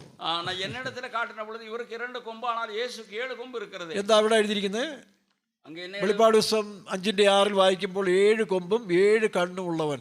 വെളിപ്പെടുത്തുന്ന വിശേഷം 5-ാം അധികാരം 7-ാം വചനം. അപ്പൊ ഇതിന്റെ എല്ലാം ആത്മീയ വ്യാഖ്യാനങ്ങൾ നമുക്ക് മനസ്സിലാകണം. അറിവ് ആവശ്യമാണ്. അറിവില്ലെങ്കിൽ ഈ പറഞ്ഞ പോലെ കാണുന്നതിനല്ല എങ്കിലാ വിളിക്കാനും ബസ്സിൽ കല്ലെറിയാനും ചില്ല് പൊട്ടിക്കാനും നടക്കുന്ന സംസ്കാരം കൊണ്ട് പോയാൽ എൻ്റെ കേരളമേ, അല്ലെ ക്രിസ്ത്യാനികളെ, നിങ്ങൾ എവിടെ പോയി എത്താനാ പോകുന്നത്? இதனுடைய ஆவிக்குரிய அர்த்தத்தை புரிந்து கொள்ளாமல் உலக பிரகாரமான காரியங்களை நாம் அர்த்தம் எடுப்போம் என்றால் கேரளம் எங்கே போய் கொண்டிருக்கிறது? അതുകൊണ്ടാണ് നമ്മൾ അതിന്റെ നല്ല വശങ്ങൾ എടുത്ത് വളർച്ചയുള്ളവരായി തീരണം. നാം നല്ല കാര്യങ്ങളെ എടുത്തുകൊണ്ട് നാം തേറിനവളാക வேண்டும். അതാണ് സദൃശ്യവാക്കുകൾ പറയുന്ന ജ്ഞാനം, അല്ലെങ്കിൽ തിരുക്കുറൾ പറയുന്ന അറിവ് എന്ത് ചെയ്യും? അതിരുകാക്കും കരുവി. ஆகவேதான் திருக்குறளை நாம் வாசிக்கிறோம், அறிவு அதிர்காக்கும் கருவி. ഇപ്പോൾ മിണ്ടാതിരിക്കുക, സംശയം വല്ലതും ഉണ്ടെങ്കിൽ പിന്നെ നമുക്ക് സംസാരിക്കാം കേട്ടോ. അത് ജ്ഞാനക്കുറവുകൊണ്ടാണ് ഇങ്ങനെ നമ്മൾ ഇടയ്ക്ക് ഇങ്ങനെ പ്രോഗ്രാം സംസാരിക്കുന്നത്. അഭിപ്രായം ഉണ്ടെങ്കിൽ നമുക്ക് പിന്നെ സംസാരിക്കാമല്ലോ. ഞാനല്ലേ ഇവിടെ ഫുൾ ടൈം ATM പോലെ ഇരിക്കുകയല്ലേ 24 മണിക്കൂർ. 24 മണി നേരമോ നിങ്ങൾ നമുക്ക് ഡിസ്കസ് ചെയ്യണം എപ്പോഴും. അല്ലാതെ സാധാരണ ലോക്കൽ മനുഷ്യരെ പോലെ നമ്മൾ എന്ത് ചെയ്യരുത്, ചുമ്മാ കിടന്ന് അസ്വസ്ഥ ഉണ്ടാക്കരുത്. നാം സാധാരണ മനുഷ്യരെ പോലെ செயல்படக்கூடாது. അത് പബ്ലിക്കിലായാലും ശരി മറ്റുള്ളവരായാലും ശരി എല്ലാവരോടും നമ്മൾ ജ്ഞാനം പകർന്നു കൊടുക്കുന്നവരായി തീരണം. അത് പൊതു ഇടങ്ങളിലായിരുന്നാലും ശരി ഓരോരുത്തർ പേശിക്കൊള്ളാൻ ജ്ഞാനത്തെക്കുറിച്ച് സദൃശ്യവാക്യങ്ങൾ പണ്ട് നമ്മുടെ പിള്ളേരെയൊക്കെ നമ്മളെപ്പോഴും സദൃശ്യവാക്യം സങ്കീർത്തനമൊക്കെ വായിക്കാൻ പ്രോത്സാഹിപ്പിക്കുന്നതിന് കാരണം അറിവ് വർദ്ധിക്കാൻ വേണ്ടി. നാം സംഗീതത്തെയും നീതിമൊഴികളെയും വാസിക്കാൻ അവിടെ നമുക്ക് രാഷ്ട്രീയമൊന്നും കൊണ്ടുവരേണ്ട ആവശ്യമില്ല.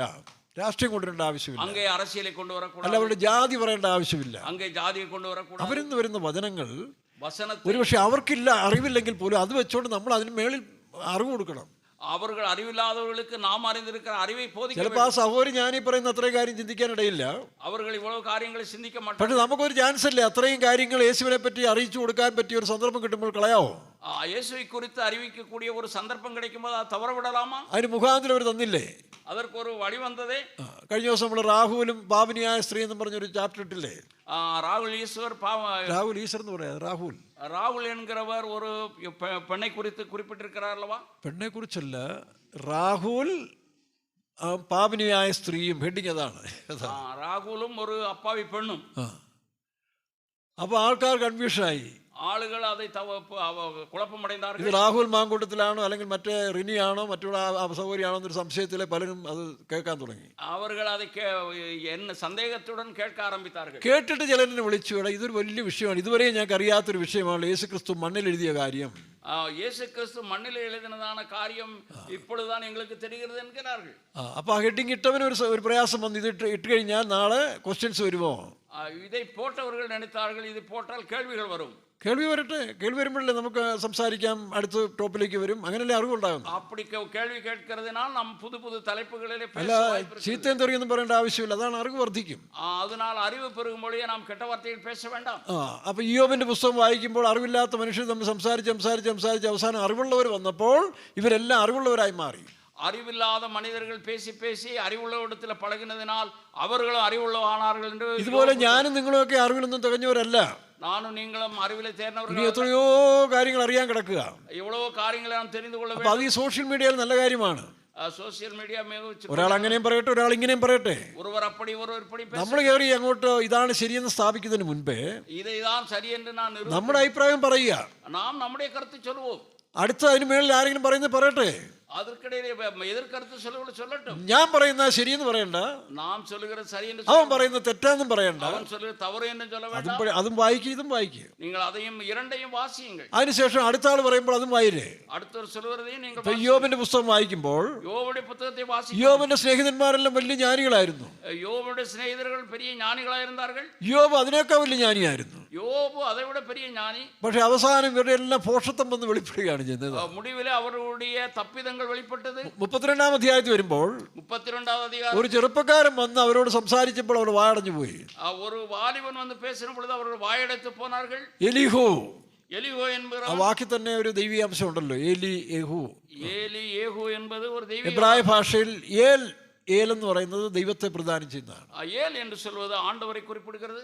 അറബി ഭാഷയിൽ അൽ എന്നാണ് അവർ പറയുന്നത്. അറബി ഭാഷയിൽ അത് അൽ എന്ന് குறிப்பிடப்படுகிறது. അതുകൊണ്ട് അല്ലെന്ന് പറയുന്നത് തെറ്റെന്ന് പറയാൻ പോകണ്ട. അല്ലെന്ന് പറഞ്ഞാൽ ദൈവത്തെ അവർ പ്രതികാരം ചെയ്യുന്നതാണ് അൽ. അൽ എന്നാൽ ആണ്ടവരെ പ്രതിനിധിയാക്കൊള്ളുகிறார்கள். മറ്റത് ഏൽ. നമുക്കിതൊന്നും അറിയത്തില്ല, അതായത് നമ്മൾ ദൈവം എന്ന് പറയും, അല്ലെങ്കിൽ ഈശ്വരൻ എന്ന് പറയും. നമുക്ക് ഇവകളെല്ലാം தெரியாத என்னன்னா ஆண்டவர் என்றும் ஈஸ்வரன் என்றும். ഇതിപ്പോ ഈ സോഷ്യൽ മീഡിയ കൊണ്ട് എന്തുമാത്രം കാര്യങ്ങൾ നമ്മൾ അറിയുന്നു. സോഷ്യൽ മീഡിയ മൂലமாக അനേക കാര്യങ്ങൾ അറിந்து കൊള്ളുகிறோம்.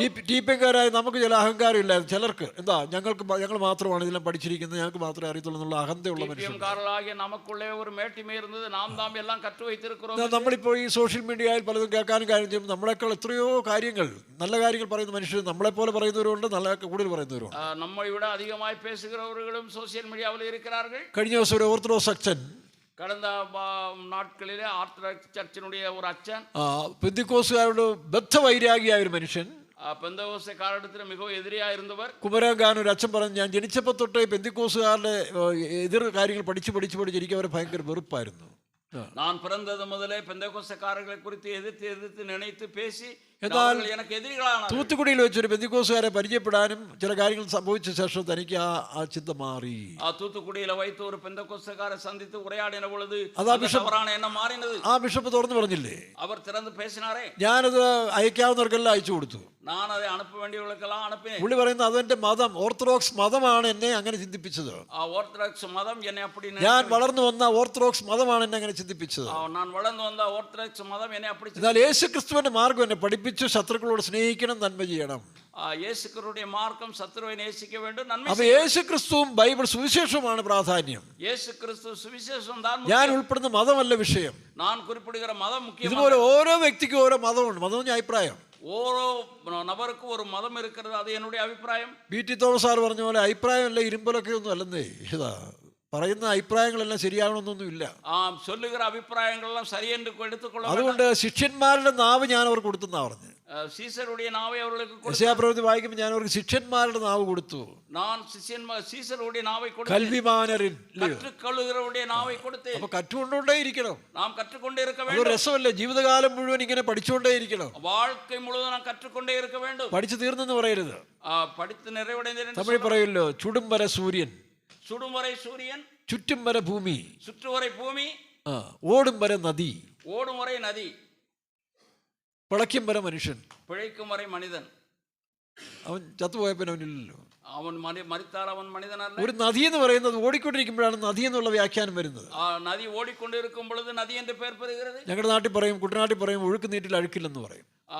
ഒഴുകുകിற തണ്ണീരിൽ അഴുക്കില്ല എന്ന് കുട്ടനാട്ടിൽ சொல்வார்கள். പണ്ട് കാലത്തില് വർഷങ്ങൾക്ക് മുമ്പ്, വർഷങ്ങൾക്ക് മുൻ, ഈ അല്പം സാമാന്യ കപ്പാസിറ്റി ഉള്ളവർ മാത്രമേ വീടുകളിൽ ഈ ടോയ്ലറ്റ് ഒക്കെ ഉണ്ടാകത്തുള്ളൂ.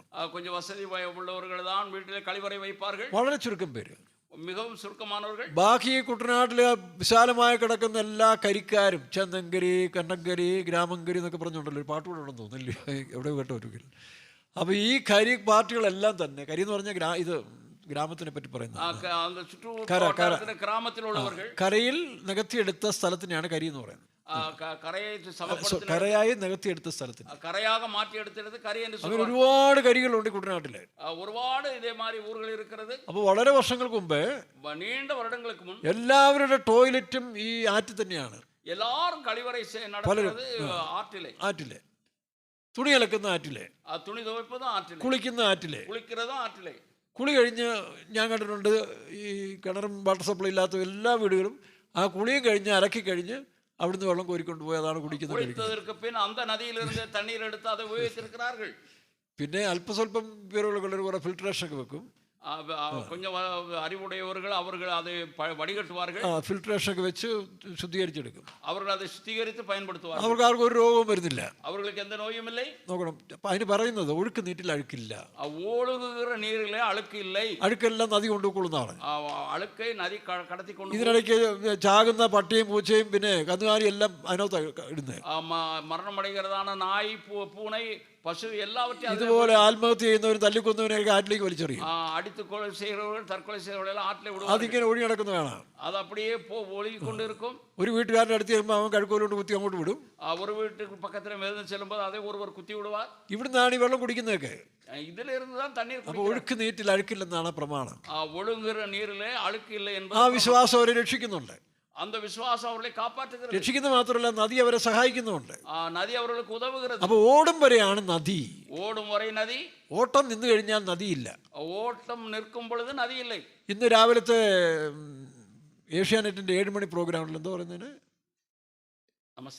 നമസ്തേ കേരളത്തിലെ ഏഷ്യാനെറ്റിൽ இருக்கிறதா നമസ്തേ കേരളം SG സുരേഷ് പറഞ്ഞൊരു കാര്യം ഞാൻ കേട്ടു. സുരേഷ് ഒരു കാര്യത്തെ കേട്ടു. 77 വയസ്സുള്ളതായ വർഗീസ് എന്ന് പറയുന്ന ഒരു അച്ചായൻ, തൃശ്ശൂർകാരനാന്ന് തോന്നുന്നു. തൃശ്ശൂരിൽ இருக்கிறതാണ് വർഗീസ് എൻகிறതാണ്. 77 വയസ്സുടെ 17ാമത്തെ വയസ്സിൽ താനെ എറണാകുളത്ത് ജോലിയിൽ കയറിയതാണ്. 17 വയസ്സിൽ അവർ എറണാകുളത്തേക്ക് വേല, ചെറിയൊരു ബിസിനസ് കയറിയതാണ്. ഒരു വ്യാപാരത്തിലേക്ക് വന്നവർ. 60 വർഷമായിട്ട് 60 வருடமாக എല്ലാ ദിവസവും 60 കിലോമീറ്റർ യാത്ര ചെയ്ത് 60 കിലോമീറ്റർ എല്ലാ നാളും പയണം ചെയ്ത് അവിടെ പോയി ബിസിനസ് ചെയ്ത് തിരിച്ച് രാത്രി വരും. 60 കിലോമീറ്റർ. അവർ 60 കിലോമീറ്റർ പോയി പയണം ചെയ്ത് വീണ്ടും 77 വയസ്സായി താനിപ്പോഴും നല്ല ആരോഗ്യവാനായി സന്തോഷവാനായിട്ട് തന്റെ പ്രവൃത്തിയിൽ. இந்த 77 വയതിலேயே അവർ മகிழ்ச்சியாகவும் ആരോഗ്യമാகவும் இருக்கிறார். കാരണം താൻ റെസ്റ്റ് എടുക്കുന്നില്ല. അവർ ഓய்வெடுப்பதில்லை. ജോലിയിൽ താൻ വ്യാപൃതനായിരിക്കുന്നു. അവർ വേലയിൽ കവനമായി இருக்கிறார். തന്റെ ട്രെയിൻ യാത്രയിൽ അവർ അനേക സുഹൃത്തുക്കളെ താനെ സംസാരിക്കാനും എടുക്കാനും ഉണ്ട്. അനേക നண்பர்களை അവർ സമ്പാദിച്ചു. ഇപ്പൊ അവരെല്ലാം കൂടെ ചേർന്ന് അദ്ദേഹത്തിന് ഒരു ഫംഗ്ഷൻ കൊടുത്തിരിക്കുക. ഓണം ഞാനത് കേട്ടു. ആ പുള്ളി പറഞ്ഞു ഇനി ഒരു 30 വർഷം കൂടെ 100 വയസ്സ് വരെ തയ്ക്കണമെന്ന് ആഗ്രഹിക്കുന്നു. 30 ആണ്ടുകൾ വാഴ വേണ്ടുമെന്ന് നിனைக்கிறேன். ആ 100 വയസ്സ് വരെ ഈ പ്രവൃത്തി തന്നെ ചെയ്യണമെന്നാണ്. ഞാൻ வாழ்ந்திருக்கிற அந்த 100 വയസ്സിലെ இந்த കാര്യം. കുറച്ച് കാശ് കിട്ടിയാൽ, കുറച്ച് കാശായാൽ, പണം கொஞ்சம் കുറച്ച് സൗകര്യമായാൽ, கொஞ்சம் വസതിയാനാൽ, പിന്നെ വല്ലതും തിന്നു കുടിച്ച് ഇങ്ങനെ ജാരികസേന കിടക്കുന്ന പാർട്ടികളൊക്കെ ഇല്ലേ, നന്നാக சாப்பிட்டு അവர்கள் സായ്വ് നാற்காலി, പിന്നെ വരുന്നവരോടൊക്കെ സുവിശേഷം പറഞ്ഞു തന്നെ, ഓ സുഖമില്ല, അവർക്ക് സുഖമില്ല എന്ന് சொல்வார். ഷുഗറാ? ഷുഗർ എത്രയാ? എவ்வளவு? 300. അത്രേ ഉള്ളൂ. ഇவ்வளவுதானா? എനിക്ക് 400 ഉണ്ട്. എനിക്ക് 400. ഞങ്ങളുടെ ഒരു അമ്മച്ചി പറഞ്ഞു എനിക്ക് 710 എന്നാണ്. ഒരു അമ്മ சொன்னாங்க എനിക്ക് 710. പറഞ്ഞു തരുന്നതിന് മുമ്പ് പറയുന്ന സമയത്ത് തന്നെ ആ പുള്ളിക്കാരത്തിന് കിഡ്നിയും പോയി, കണ്ണും പോയി, ഫ്ലാറ്റായി. அந்த நேரத்தில் அவருடைய കിഡ്നിയും കണ്ണും செயலிழந்து கீழே விழுந்தார்கள். നല്ല ഉഷാറായി നിന്നൊരു സൗകര്യം, നല്ല ഒരു അമ്മച്ചിയാ, செழிப்பாய் இருந்தவர்கள். അപ്പോൾ ഞാൻ അവിടേക്ക് ചെന്നു. ഞാൻ അങ്ങേ പോണേൻ. പരിശുദ്ധാത്മാവിനെ അവർക്ക് പ്രാർത്ഥിക്കാൻ പറഞ്ഞു. പരിശുദ്ധാവിനെ അവർക്ക് ജപിക്കും. കണ്ണൂര് പള്ളിക്കുന്നിനടുത്ത് ഉള്ള TPM പറയുന്നത്. കണ്ണൂരിലെ പള്ളിക്കുന്നിൽ இருக்கிறതാണ് அந்த സഹോദരി പറ്റി 2013 പ്രാർത്ഥിച്ചു. ഞാൻ ജപിച്ചേൻ. ഞാൻ ജപിച്ചെന്ന് പറഞ്ഞില്ലല്ലോ, പ്രാർത്ഥിച്ചെന്നല്ലോ. ജപിച്ചു. ഈ ഞാൻ അധികം കേട്ടരുത്, അത് പിശാചാ. അപ്പോൾ പ്രാർത്ഥിച്ചു, കർത്താവ് സൗഖ്യം കൊടുത്തു. ജപിച്ച പൊழுது ആണ്ടവർ സുഖം കൊടുത്താർ. അവർ എഴുന്നേറ്റ് കുറച്ച് നാൾ വേല ചെയ്തു. അവർ கொஞ்ச നാൾ കൂടെ വേല ചെയ്തു. 710 വരെ എത്തിയെന്നാണ് ഡോക്ടർ പറഞ്ഞത്. പക്ഷേ ഓർഗൻസ് എല്ലാം അടിച്ചുപോയി. അവരുടെ എല്ലാ അണുക്കളും അളിഞ്ഞു പോയി. ഇങ്ങനെയുള്ള അനുഭവങ്ങൾ ഉള്ളതുകൊണ്ടാണ് ഞങ്ങൾ രോഗശാന്തിയിൽ വിശ്വസിക്കുന്നത്. ഇപ്പടിപ്പെട്ട അനുഭവങ്ങൾ இருக்கிறபடினால ഗുണമാക്കുന്നില്ല. ഡോക്ടർമാരെന്താ പറയുന്നത്? ഡോക്ടറുകൾ என்ன சொல்றாங்க? ഞങ്ങളെ കൊണ്ട് ചെയ്യാവുന്ന എല്ലാം തീർന്നു. நாங்கள் செய்ய வேண்டியவளை செய்து விட்டோம். ഇനി നിങ്ങൾ പ്രാർത്ഥിക്കുക, ദൈവം நீங்கள் ஜெபம் பண்ணுங்கள். എടാ അതല്ലേ സത്യം. அதுதான் உண்மை. ആ ദൈവത്തിന് അസാധ്യമായി വല്ലതും ഉണ്ടോ?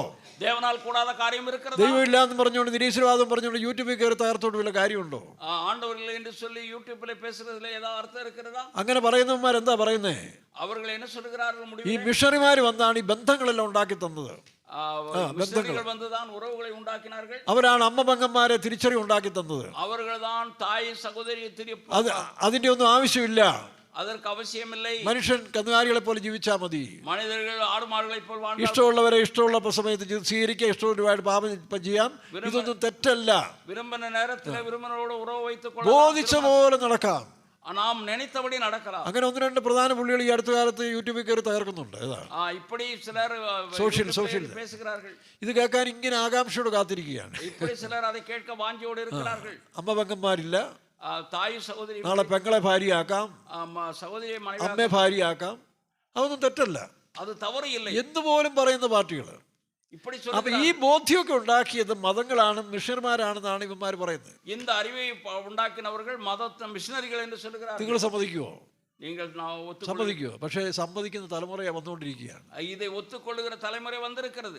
അതാണ് മിഷണർമാർ ചെയ്ത പാപം. அதுதான் മിഷണറികൾ ചെയ്ത തവറ്. നോക്കണം. അപ്പോൾ നമ്മൾ എന്ത് ചെയ്യണം? നാം என்ன செய்ய வேண்டும்? ഓടിക്കൊണ്ടേയിരിക്കണം. നാം ഓടിക്കൊണ്ടേ. ഏതിൽ ഓടണം?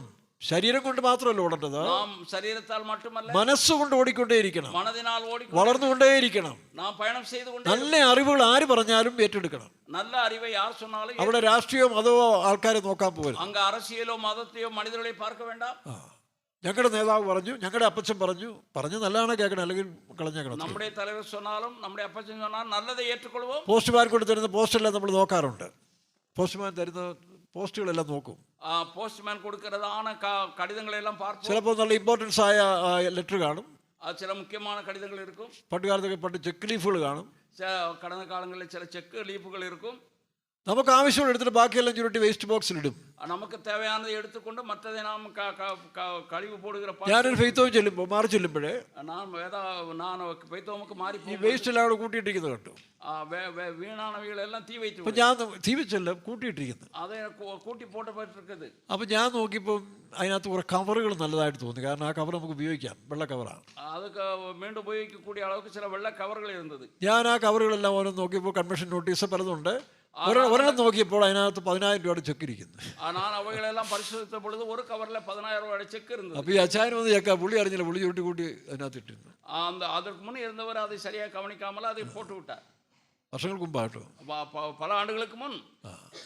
അപ്പൊ ഞാൻ പണി നടത്തുക, പണിയൊക്കെ നടക്കുന്നുണ്ട് അവിടെ. അങ്ങേ കെട്ടിട വേല നടന്നുകൊണ്ടിരുന്നത്. ഞാൻ പറഞ്ഞ ചായ വേസ്റ്റ് ബോക്സിൽ നിന്ന് ഒരു പുള്ളിയോട് വിളിച്ചു പറഞ്ഞു, ഒരു വേസ്റ്റ് ബോക്സിൽ എനിക്കൊരു ചെക്ക് കിട്ടിയെന്ന് പറഞ്ഞു.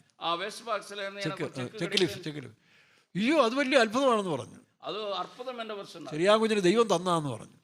ചെറിയാങ്കുഞ്ഞെ உங்களுக்கு கடவுள் കൊടുത്തത്. അതോടെ ആ ചാപ്റ്റർ ക്ലോസ് ചെയ്തു. അതോടെ அந்த அதிகாரம் முடியும். അച്ചായൻ്റെ ആണെന്ന് പുള്ളി അറിയുന്ന പോലും ഇല്ല. പുള്ളിയുടെ ആണെന്ന് പുള്ളി അറിയാതെ തന്നെ അത് ദൈവം തന്ന ചെറിയാങ്കുഞ്ഞ് ഉപയോഗിച്ചോളാം. അത് ദേവൻ ഇരുന്നത്, നിങ്ങൾ അത് ഉപയോഗിച്ചുകൊള്ളുക. ദൈവത്തിന് സ്തോത്രം. കർത്തർക്ക് സ്തോത്രം. അപ്പൊ നമ്മൾ നല്ലത് എടുക്കുക. നാം നല്ലത് അത് DYF-കാരൻ പറയട്ടെ, യുവമോർച്ചക്കാരൻ പറയട്ടെ, പിന്നെ ദുർഗാദേവിയുടെ സംഘം പറയട്ടെ, വഴിയേ പോകുന്നവൻ പറയട്ടെ, അത് വിഷയമല്ല. ജ്ഞാനത്തെ പിടിച്ചോണം. ജ്ഞാനം ഇവിടെ കിട്ടിയാലും നമ്മുടെ ഡിക്ഷണറി. അത് ലോകജ്ഞാനമാകരുത്, ഉലകജ്ഞാനമായിരിക്കും. പണ്ട് ഞാൻ ഒരു എക്സാമ്പിൾ ഞാൻ പറഞ്ഞു ഓർമ്മയില്ലേ? പണ്ടൊരു എക്സാമ്പിൾ പറഞ്ഞു ഓർമ്മയില്ല. ഞാൻ വയനാട്ടിലിരിക്കുമ്പം വയനാട്ടുകാർ പറഞ്ഞൊരു കഥ. വയനാട്ടുകാർ പറഞ്ഞത്, വയനാട്ടുകാരർ சொன்னது, ചില വർഷങ്ങൾക്ക് മുമ്പേ, ചില ആണ്ടുകൾക്ക് മുൻ അവിടെ ഒരു വലിയ വെള്ളപ്പൊക്കവും കൊടുങ്കാറ്റും ഒക്കെ ഉണ്ടായ സമയത്ത് ഒരു പുയൽക്കാറ്റും തണ്ണീർപ്പൊക്കം വന്നത്. ഒരു ഡെപ്യൂട്ടി കളക്ടർ ഉദവി തൻ്റെ ഭാര്യയുമായിട്ട് തന്നുடைய മனைவி അழைത്ത് യാത്ര ചെയ്ത് വരുമ്പോഴേ, അവർ പയണം ചെയ്ത് വരുമ്പോൾ അവിടെ ഏതോ ഒരു സ്ഥലത്ത് വെച്ച് ഭയങ്കര കാറ്റും വീണ് മരമെല്ലാം വീണ് വെള്ളം പൊങ്ങി ഇദ്ദേഹത്തിൻ്റെ കാറ് ഓടയിൽ പോയി ഒരു ടയർ നട്ടെല്ലാം ഊരി അങ്ങനെ അവിടെ കിടക്കുക. അവർ പയണം ചെയ്തിരിക്കും പൊഴുത് പെരിയ കാറ്റിലെ ചിക്കി വളയിലെ ചിക്കി അവരുடைய വണ്ടി പയണം ചെയ്യ മുടിയാத அளவுக்கு ഒരു കാടിനോട് ചേർന്ന സ്ഥലമാണ്. കാട്ടുപകുതി. രാത്രി അവർ ഭയപ്പെട്ടു.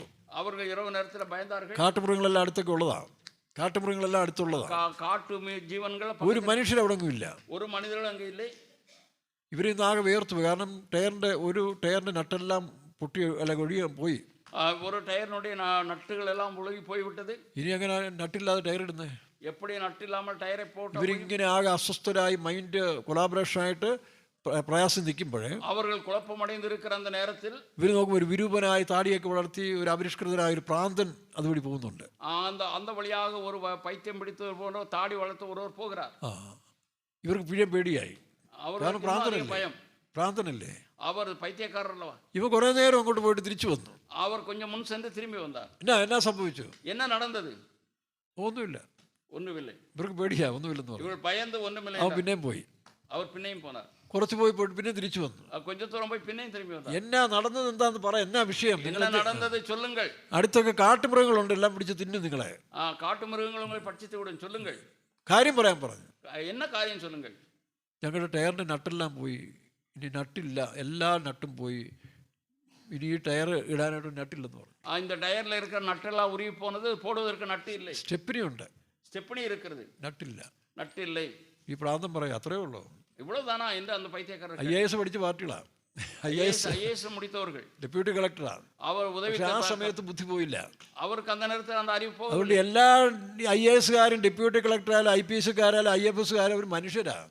அவர்கள் எந்த உயர்ந்த கல்வியுடையவர்களான കുറെ പുസ്തകങ്ങൾ വായിച്ചു പോയതുകൊണ്ട് എല്ലാ കാര്യത്തെ കുറിച്ച് അറിവ് വേണമെന്നില്ല. പുസ്തകങ്ങളെ വാസിക്കുന്നതിനാൽ എല്ലാ കാര്യത്തിനും അറിവ് கிடைக்கும். അപ്പൊ അവരെ നമ്മൾ താഴോട്ട് കൊണ്ടുപോകല്ല, ഏത് മനുഷ്യൻ ഉയർത്തിക്കൊണ്ട് പോകുന്നതാണ് നമ്മുടെ ജ്ഞാനം. അത് ഒരുവരെ കീഴേ തള്ളുവതല്ല, ഉയർത്തി കൊണ്ടുപോകുന്നതാണ് നമ്മുടെ. അപ്പൊ ഈ പ്രാന്തൻ എന്ന് പറഞ്ഞു, ചേടാ നിങ്ങളുടെ 3 ടയറിൽ 4 നട്ട് വീതം ഇല്ലേ? ஒவ்வொரு 3 டயர்லயும் 4 நட்டுகள் வீதம். അതിൽ ഓരോ നട്ടിങ് എടുക്കേ, അതിൽ ஒவ்வொரு நட்டுகளை எடுங்க, എന്നിട്ട് ഇതിലോട്ട് ഇടാൻ പറഞ്ഞു. ആ ബുദ്ധി IAS-കാർക്ക് പോയില്ല. இந்த IAS-കാർക്ക് அந்த புத்தி போகவில்லை. IAS-കാരൻ അവിടെ ചീത്ത വിളിച്ചിട്ട് കാര്യമുണ്ടോ? IAS-കാരൻ എന്ന് சொல்லுവല്ലേ. പ്രാന്തൻ പറഞ്ഞത് IAS-കാരൻ ഏറ്റെടുത്തില്ലേ? அந்த പൈത്യക്കാരൻ சொன்னത് IAS-കാരൻ. അതുകൊണ്ട് നിങ്ങൾ ഈ സോഷ്യൽ മീഡിയകൾ അങ്ങോട്ടും ഇങ്ങോട്ടും കുസ്തി ഉണ്ടാക്കി അവനെ നശിപ്പിക്കാൻ നോക്കാതെ, സ്പർദ്ധ ഉണ്ടാക്കാതെ നിങ്ങൾ അതിന് മേളിൽ സംസാരിക്കേ. നിങ്ങൾ സോഷ്യൽ മീഡിയയിൽ കുറിച്ച് ചർച്ച ചെയ്യാமல் அதற்கு അങ്ങനെ നിങ്ങൾ പ്രത്യേകിച്ച് ബന്ധുക്കോസുകാരോട് ഞാൻ പറയാണ്, നിങ്ങൾ അങ്ങനെ ശീലിക്കേ. നിങ്ങൾ അപ്പടി പഴകി വാരുങ്ങൾ. ചുമ്മാ വെള്ളയിട്ട് മീശ ഒടിച്ചുകൊണ്ട് ചുമ്മാ ഇങ്ങനെ ഈ പറഞ്ഞ പോലെ പ്രശ്നം ഉണ്ടാക്കുന്നവരായി തീരാതെ. നാം വെള്ളയും പോട്ട് മീശയും വടിത്ത് നാം പ്രശ്നക്കാരളായി ഇരിക്കക്കൂടാതെ. താടി വളർത്തിയിരുന്ന നിങ്ങൾക്ക് അലർജി, താടി വളർത്തി അവനെ കണ്ട അലർജി. താടി വളർത്തിയാലേ, താടി വളർത്തുകളെ പാത്താ നമുക്ക് പിടിക്കാതെ. വേറെ ചിലർക്ക് മുടി വളർത്തിയാൽ അവരെ അലർജി, മുടി വളർത്തുകളെ പാത്താ പിടിക്കാതെ. പക്ഷേ അതിലും സൂക്ഷിക്കേണ്ടത് അത് നാം കവണമായി, ഈ കപടഭക്തി കൊണ്ട് നടക്കുന്നവന്മാരെ, കപടഭക്തിയാളർകളെ കവണമായി. ടി യു തോമാച്ചാൻ പറയും, ഒരു പാപിയെ മാനസാന്തരപ്പെടുത്താൻ ഒരു പ്രശ്നവുമില്ല.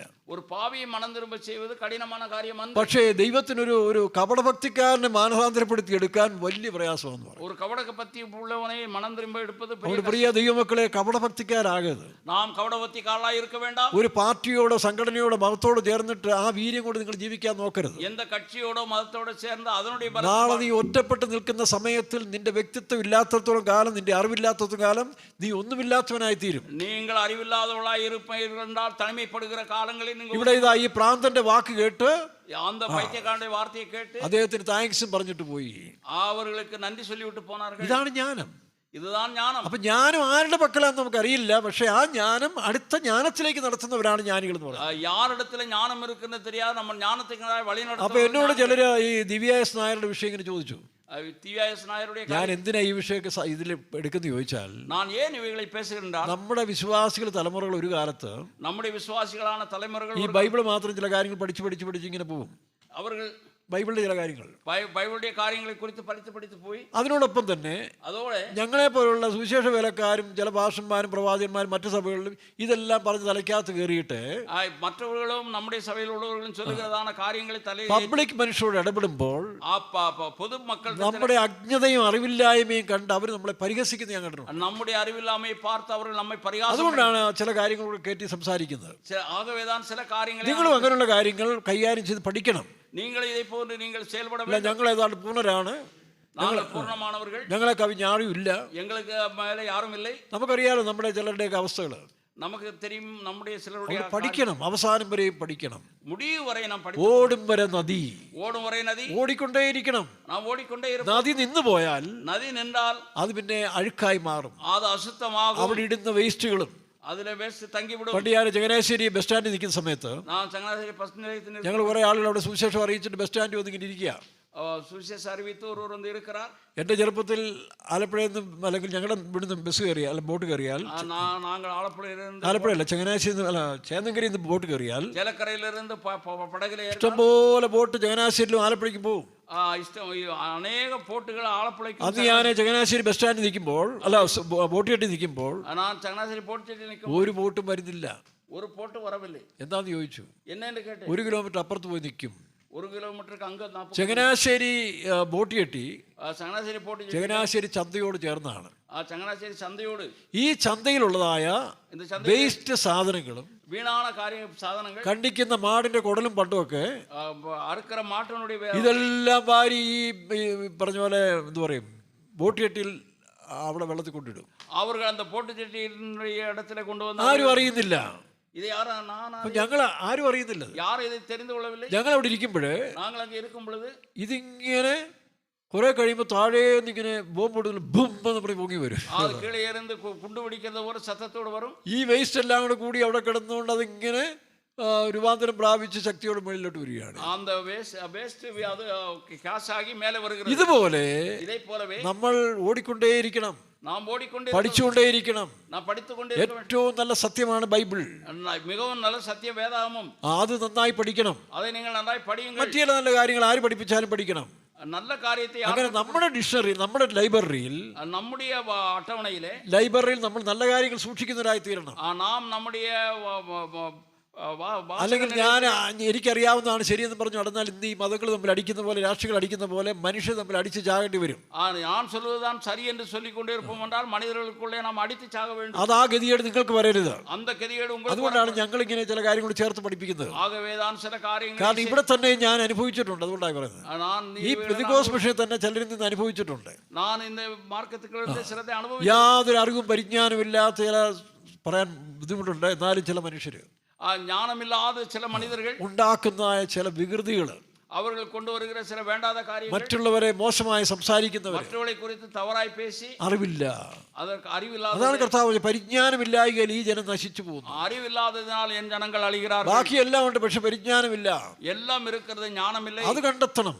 അതേ കണ്ടുപിടിപ്പോ മനസ്സിലാവുന്നു. അപ്പോൾ ദിവ്യാസ് നായരുടെ 3 കാര്യങ്ങൾ ഞാൻ പറയാം. ദിവ്യാസ് നായരുടെ 3 കാര്യം. അത് അവരുടെ അല്ലത്, അത് അവരുടേതല്ല. വേറൊരു ഇംഗ്ലീഷ് ഒരു സഹോദരി ക്രിസ്റ്റീന എന്ന് പറഞ്ഞൊരു സഹോദരി, കൃഷ്ണ എൻகிறதான സഹോദരി ആംഗ്ലത്തിൽ എഴുതിന, കൃഷ്ണ അല്ല ക്രിസ്റ്റീന എൻகிறதான സഹോദരി ആംഗ്ലത്തിൽ എഴുതിയ കവിത അവർ കൊണ്ടിട്ടു. അതേ അവരൊരു കത്തോലിക്ക സ്ത്രീയായിരുന്നു. കത്തോലിക്ക സ്ത്രീ. അതുകൊണ്ടാണ് അതിനകത്ത് പറഞ്ഞിരിക്കുന്ന ഒരു കാര്യം ദിവ്യ ട്രാൻസ്ലേറ്റ് ചെയ്തിട്ടില്ല. അതിൽ കുറിപ്പിട്ടിരിക്കുന്ന ഒരു കാര്യത്തെ ദിവ്യ அதை മറുമൊഴിയാക്കം ചെയ്യില്ല. കാരണം അതിനകത്ത് പറഞ്ഞിരിക്കുന്നത് കന്യാമറിയം, അതിലെ കന്യമേരി എന്ന് சொல்லப்பட்டிருக்கு. കന്യാമറിയത്തെ യേശു നമസ്കരിച്ചെന്ന് ആരാധിച്ചെന്നാ പറയുന്നത്. കന്യമറിയാവെ യേശു നമസ്കരിത്താർ. അത് തെറ്റാണ്. കന്യാമറിയത്തെ യേശു നമസ്കരിക്കുകയല്ല, യേശുവിനെ ആണ് കന്യാമറിയം നമസ്കരിച്ചത്. യേശുവൈത്താൻ കന്യമറിയാൽ. ലൂക്കാസ് സുവിശേഷം 1-ാം അധ്യായത്തിൽ പറയുമ്പോൾ എന്റെ കർത്താവ് என்னுடைய ஆண்டவர் എന്നും പറഞ്ഞുകൊണ്ട് മറിയ വാഴ്ത്തുന്ന കാര്യങ്ങളോട് കാണുന്നുണ്ട്. മറിയ വിധമായി വാഴ്ത്തുகிறதை അത് 3-ാം നൂറ്റാണ്ടിന് ശേഷമുള്ള ക്രിസ്തീയ മതമാണ്. 3-ാം നൂറ്റാണ്ടുക്ക് പുറമുള്ള ക്രിസ്തീയ മതമാണ്. സറാമേസ് ദേവിയും കുഞ്ഞും, അതായത് ഈ പറഞ്ഞ പോലെ നിമ്രോദിന് ശേഷം, നിമ്രോദ് മരിച്ചതിന് ശേഷം നിമ്രോദ് അവതാരമെടുത്ത് തന്നിൽ ജനിച്ചാന്ന് പറയുന്ന സറാമീസും അവളുടെ കുഞ്ഞും, അങ്ങനെയാണ് അമ്മയും കുഞ്ഞും മെഡോണ എന്ന് പറയുന്ന സംസ്കാരം. അത് മാനസാന്തരപ്പെടാത്ത കോൺസ്റ്റന്റൈൻ ചക്രവർത്തിക്ക് ശേഷം ഈ ആചാരങ്ങൾ ക്രിസ്തുമതത്തിൽ കടന്നതാണ് ഈ അമ്മയും കുഞ്ഞും.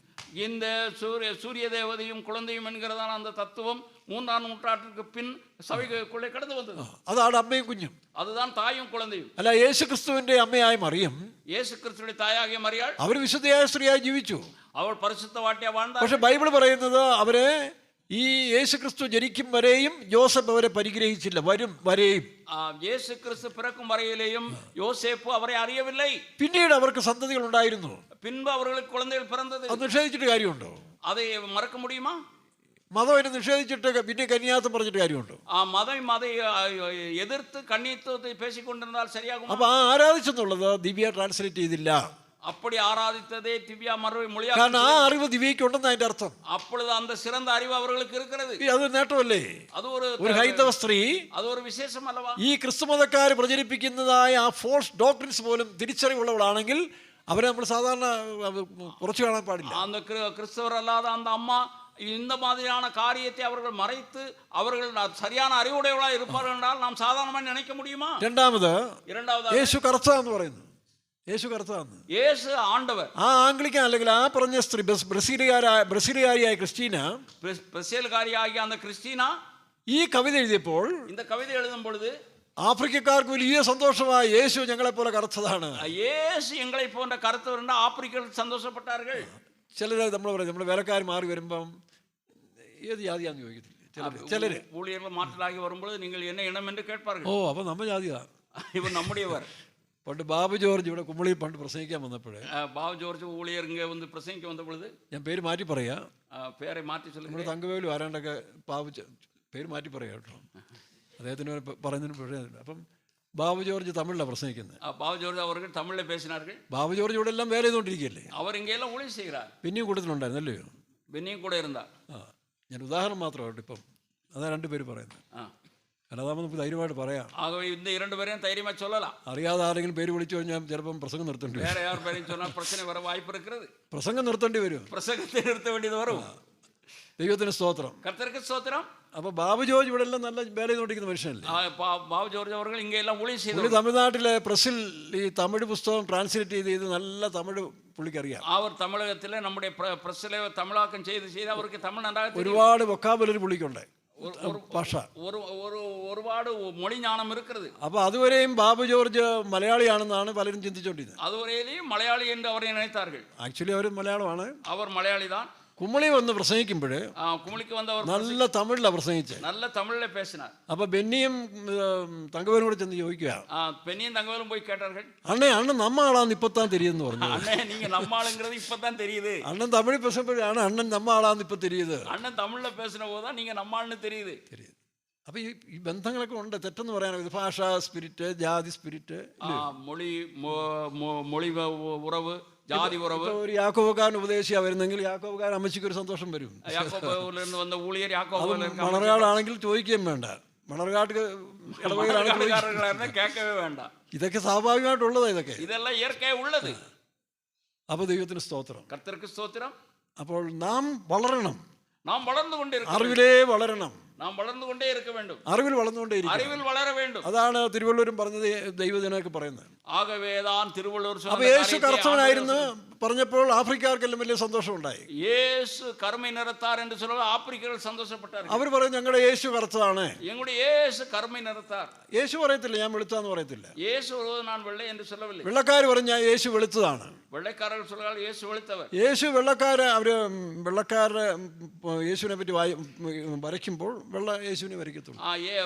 വെള്ളയர்கள் യേശുവെ വരയ്ക്കും பொழுது അവர்கள் വെളുപ്പാக വരയ്க்கிறார்கள். എന്നാൽ യേശുവിനെ കുറിച്ച് ഒരു കളർ വേദപുസ്തകത്തിൽ പറയുന്നുണ്ട്, അതാ രസം. യേശുവെ കുറിച്ച് ഒരു നിറം சொல்லப்பட்டிருக்கிறது. യേശയ്യ 53 വായിക്കുമ്പോൾ യേശയ്യ 53 അവൻ അഴകുമില്ല സൗന്ദര്യമില്ല, അവർക്ക് വാക്യം വായിച്ച് കണ്ടാൽ ആഗ്രഹിക്കത്തക്ക രൂപവുമില്ല, കാണും பொழுது വിரும்பത്തക്ക രൂപം അവർക്കില്ലേ. അപ്പൊ അതിൽ നിന്ന് എന്ത് മനസ്സിലാക്കാം? യേശു അത്ര വെളുത്താലും ഇല്ലല്ലോ. എവിടെ? ക്രൂശിൽ കിടക്കുമ്പോഴേ, അവർ സിലുവയിൽ ഇരിക്കും പൊழுது. അതേ പറഞ്ഞു, നമുക്ക് അറിവ് കൂടുന്തോറും നമ്മൾ ഇതിനെല്ലാം നിസ്സാരമായി വ്യാഖ്യാനിക്കാൻ കഴിയും. യെശയ്യ 53 രണ്ടാം വാക്യം. അവന് രൂപഗുണമില്ല, കോമളത്വമില്ല, കണ്ടാൽ ആഗ്രഹിക്കത്തക്ക സൗന്ദര്യവുമില്ല. അപ്പൊ പിന്നെ വെളുത്താണെന്ന് അല്ല കറുത്താന്ന് പറഞ്ഞാലും കുഴപ്പമില്ല. പക്ഷെ അതല്ല അതിന്റെ അർത്ഥം. അതല്ല അതിന്റെ അർത്ഥം. എന്നാൽ മണവാട്ടി എന്ന് പറയുന്ന ഉത്തമയുഗത്തിൽ മണവാട്ടി അവളെ കുറിച്ച് വ്യാഖ്യാനിക്കുമ്പോൾ മണവാട്ടി അവരെ കുറിച്ച് ചൊല്ലുമ്പോൾ അവൻ വെണ്മയും ചുവപ്പും ഉള്ളവൻ. അവർ വെണ്മയും ചുവപ്പുമാണവർ. അപ്പൊ നിങ്ങൾ പറയാത്ത ഒന്നുകൂടെ പറഞ്ഞിരിക്കുക, നിങ്ങൾ ചൊല്ലാതെ ഒരു കാര്യം, വെണ്മയും ചുവപ്പും ഉള്ളവൻ. വായിച്ചേ, എന്റെ പ്രിയൻ വെണ്മയും ചുവപ്പും. ഉത്തമഗീതം 5:10 വാക്യം. 5:10. എന്റെ പ്രിയൻ വെണ്മയും ചുവപ്പുമുള്ളവൻ. എന്റെ പ്രിയൻ വെണ്മയും ചുവപ്പുള്ളവൻ 10,000 പേരിൽ 10,000-ങ്ങളിൽ. അപ്പോൾ കറുത്തതാണ്, വെള്ളമാണ്, ചുവപ്പാണ്.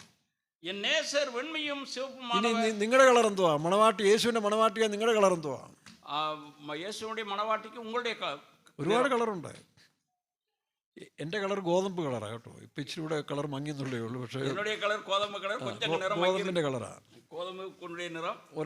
ഒരിക്കലും ഒരാളെ പറഞ്ഞു, ചില സമയത്ത് പാസ്റ്ററെ കണ്ടാൽ വെളുത്തിരിക്കും, ചിലപ്പോൾ കണ്ടാൽ വേറെ കളറാന്ന് പറയും. ஒருவர் சொன்னார் சில நேரங்களில் வெள்ளை கலர், சில நேரங்களில் கலர் மாறி விடுகிறது. അതിൻ്റെ അടുത്ത് ഓന്തിൻ്റെ കളറൊന്നുമില്ല, ഓണാനുடைய കലർ അങ്ങനെ വ്യാഖ്യാനിക്കരുത്. அப்படி தவறாய் வியாக்கியானிக்காதீர்கள். Pastor K C. വോറീസ് നല്ല വെള്ളയാണ്, பாஸ்டர் கேசி வர்க்கீஸ் அவர்கள் നല്ല വെള്ള കളർ. நிறமுடையவர். അദ്ദേഹം പ്രവചിക്കുന്ന സമയത്തിൽ அவர் தீர்க்க தரிசனம் നാം കണ്ടുകൊണ്ടിരിക്കുക, അദ്ദേഹത്തിൻ്റെ മുഖം ഇങ്ങനെ ചുമപ്പ് കളർ കയറും. அவருடைய முகம் அப்படி சிவப்பாய் மாறும். കാരണം അവൻ്റെ ആ ജീവൻ നിന്ന് ദൈവത്തിൻ്റെ ആത്മാവ് പ്രവചിക്കുന്നു. அந்த அவருக்குள்ள இருந்து தேவனுடைய ஆவியானவர் അങ്ങനെ ചുവപ്പ് കളർ കയറി പ്രവചിച്ചാൽ சிவப்பு நிறமாகி அவர் അത് അച്ചട്ടായിട്ട് അങ്ങനെ തന്നെ அவர் தீர்க்க தரிசனம் உறுதியாக நிறைவேறும்.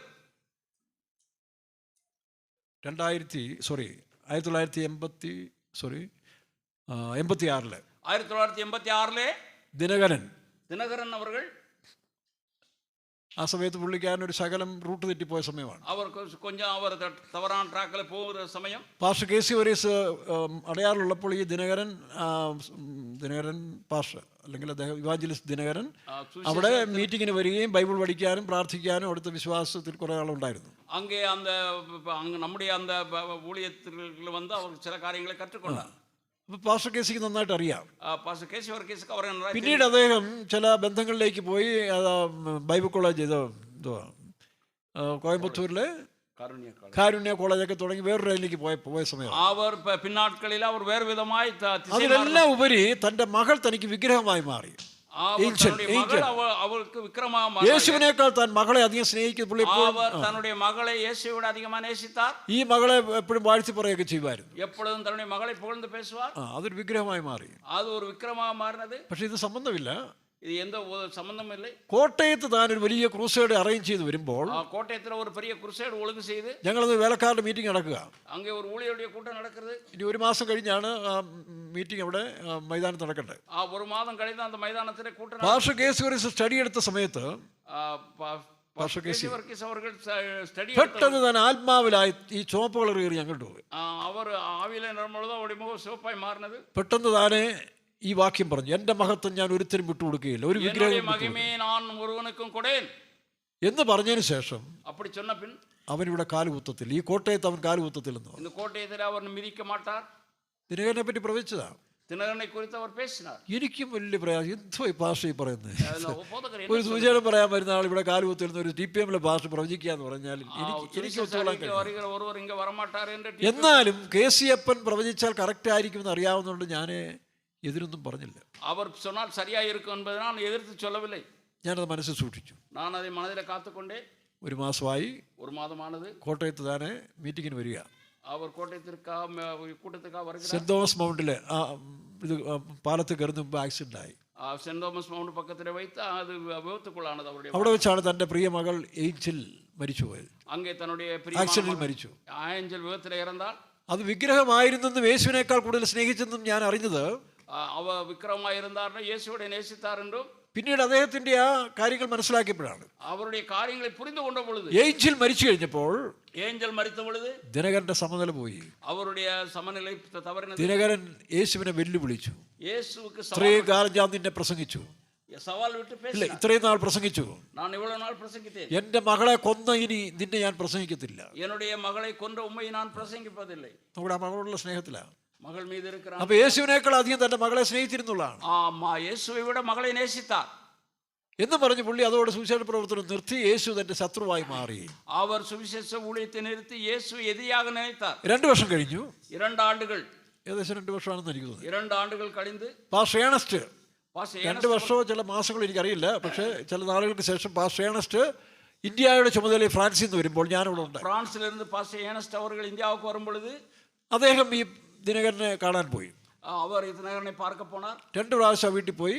2 മുறை അങ്ങ് ചെന്നാൽ. തിരിച്ച് ഞാനിപ്പോഴും ഓർക്കുന്നുണ്ട്, ഒരു ദിവസം തിരിച്ചു വരുമ്പം കാറിലെ ഡ്രൈവർ ഉറങ്ങിപ്പോയി. നമ്മുടെ ഏഷ്യ എന്ന് പറഞ്ഞ ഡ്രൈവർ ഉറങ്ങിപ്പോയി. അവർ ഒരു മുறை തിരുമ്പി വരുമ്പോഴത് അന്ത എസ് എൻகிற ഡ്രൈവർ ഉറങ്ങി വിട്ടു. പുള്ളിയെ ബുദ്ധിമുട്ടിക്കുന്നു പറഞ്ഞ് പുള്ളി ഓട്ടോറിക്ഷയിൽ കയറി പോരുകയായത്. ഓട്ടോറിക്ഷയിൽ കയറി അവർ ഒരു ഓട്ടോറിക്ഷയിൽ ഏറി വന്നാൽ. അവർ ഞാനിപ്പോഴും ഓർക്കുന്നുണ്ട് ആ കാര്യം. അത് ഞാൻ ഇപ്പോഴും നിனைக்கிறேன். അങ്ങനെ താനെ പാസ്റ്റർ ഏണസ്റ്റ് ദിനകരന്റെ അടുത്ത് പോയി പ്രാർത്ഥിച്ച്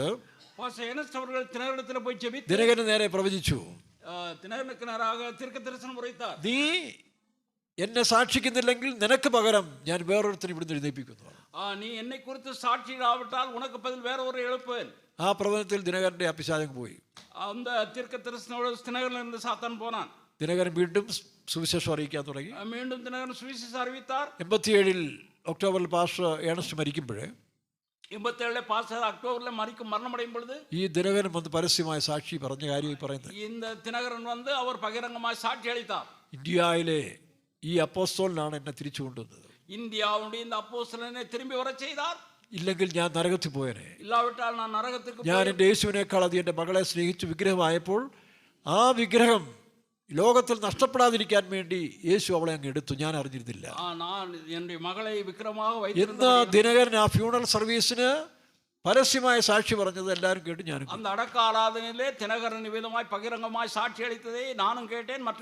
ശരി. നമ്മൾ പറഞ്ഞ കളറിനെ കുറിച്ചാണല്ലോ. അപ്പം വെണ്മയും ചുവപ്പുള്ളവൻ. എന്നാൽ മണവാട്ടിയുടെ കളർ എന്ന് പറയുന്നു ശുദ്ധവും ശുഭ്രമായ വിശേഷ വസ്ത്രം ധരിച്ചവളെന്ന് പറയുമ്പോൾ ശുദ്ധവും വെണ്മയുമാണ് വസ്ത്രം ധരിച്ചവൾ. ഇവിടെ ഉത്തമയത്തിൽ പറയുന്നു ഞാൻ കറുത്തവളെങ്കിലും യെരൂശലേം പുത്രിമാരെ എന്നെ തുറിച്ചു നോക്കുന്ന വൈശവാക്യം രണ്ടിലാണോ ഒന്നിലോ? 1:5 വാക്യം. ഉത്തമഗീതം 1:5. യെരൂശലേം പുത്രിമാരെ ഞാൻ കറുത്തവളെങ്കിലും കേദാരി കൂടാരങ്ങളെ പോലെയും ശലോമോന്റെ തിരശ്ശീലകളെ പോലെയും അഴകുള്ളവളാകുന്നു. ആർക്കെങ്കിലും അറിയാവോ ശലോമോന്റെ തിരശ്ശീലയുടെ അഴക്? ആർക്കറിയാം? സാലോമോന്റെ തിരശ്ശീലയുടെ കാര്യം ആർക്കറിയാം? കേദാരിയ കൂടാരത്തിന്റെ അഴക് ആർക്കറിയാം? കേദാരൻ കൂടാരങ്ങളുടെ കാര്യം தெரியுமா? അടുത്തൊരു വാക്യം തിർസാ പോലെ സൗന്ദര്യം, പോലെ സൗന്ദര്യം, മാൻപേടകൾക്ക് തുല്യം, മാൻകൾക്ക് സമം. ഇതാണ് കവിത എന്ന് പറയുന്നത്. ഇതാണ് കവിത. കവിത തിരിച്ചറിയാനുള്ള കാവ്യബോധമില്ലാത്തവര്, കാവ്യബോധമില്ലെങ്കിൽ കവിതകളെ അറിഞ്ഞു കൊള്ളக்கூடிய കലജ്ഞാനം ഇല്ലാത്തവർ ചുമ്മാ കിടന്ന് ബഹളം ഉണ്ടായിക്കൊണ്ടിരിക്കും. ചുമ്മാ അവர்கள் ഏதாவது അപ്പൊ കളർ യേശുവിന്റെ കളർ തെറ്റില്ലല്ലോ. യേശുവിന്റെ കളർ ഇല്ലവാ. ഇനി രണ്ടാമത് പറയുമ്പോൾ ചൊല്ലുമ്പോൾ യേശു യഹൂദനായിരുന്നു പറയുന്നു. യേശു യൂദൻ എന്ന് சொல்கிறார். യേശു യഹൂദ എന്ന് മാത്രമല്ല ബൈബിൾ പറഞ്ഞു യഹൂദ ഗോത്രത്തിലെ സിംഹം എന്നാ പറയുന്നത്. യേശു യൂദാവെന്ന് മാത്രമല്ല യൂദാ ഗോത്രത്തിലെ സിംഹം എന്ന് പറയുന്നു. അതിനെപ്പറ്റി ഒരു 10 വാക്യം വേണമെങ്കിൽ ഞാൻ പറയാം. 3 അല്ല, ദിവ്യ 3 പറഞ്ഞെങ്കിൽ ഞാൻ 10 എണ്ണം പറയാം. ദിവ്യ 3 சொன்னா நான் 10 சொல்கிறேன். മറ്റൊന്ന് പറഞ്ഞ എന്താ? യേശു സ്ത്രീ ആയിരുന്നു. യേശു പെണ്ണായിരുന്നു. അതാണ് നമ്മുടെ ക്രിസ്ത്യാനികൾ ചിലർക്ക് സഹിക്കാൻ വയ്യാത്തത്. ഇതേ ക്രിസ്തവർക്ക് പൊറുക്ക முடியவில்லை. സ്ത്രീകൾക്ക് എന്തുണ്ട്? മാറുള്ളത് ആർക്കാ? പറ. മാർവുള്ളത് ആർക്ക്? ബ്രസ്റ്റ് ഉള്ളത് ആർക്കാ? ബ്രസ്റ്റ് എന്ന് പറഞ്ഞാൽ സ്ത്രീകളുടെ ബ്രസ്റ്റ്. പെൺകളുടെ മാർവകം യേശുവിനുണ്ടായിരുന്നല്ലോ. അത് യേശുക്ക് ഇരുന്നതേ. യേശു സ്ത്രീ ആയിരുന്നു പറഞ്ഞ് തെറ്റൊന്നുമില്ല. യേശു പെണ്ണ് എന്ന് சொல்றது തവറില്ലേ. വെളിപ്പാട് പുസ്തകം വെളിപ്പെടുത്തിന 1-ാം അധ്യായത്തില് 1-ാം അധികാരത്തിൽ അവൻ മാറത്ത് പൊൻകച്ച കെട്ടിയവൻ. അവർ മാർവറുകെ പൊൻകച്ച കെട്ടിയവൻ. എൽഷദായി എന്നാ കൊടുത്തിരിക്കുന്നത്. എൽഷദായി എന്ന് പറഞ്ഞാല് എൽഷദായി എന്നാൽ അമ്മയെ പോലെ പോഷിപ്പിക്കുന്നവൻ. അമ്മാവെ പോലെ പോഷിപ്പിക്കുന്നവർ. മാതൃതുല്യമായി പോറ്റിയിടുന്ന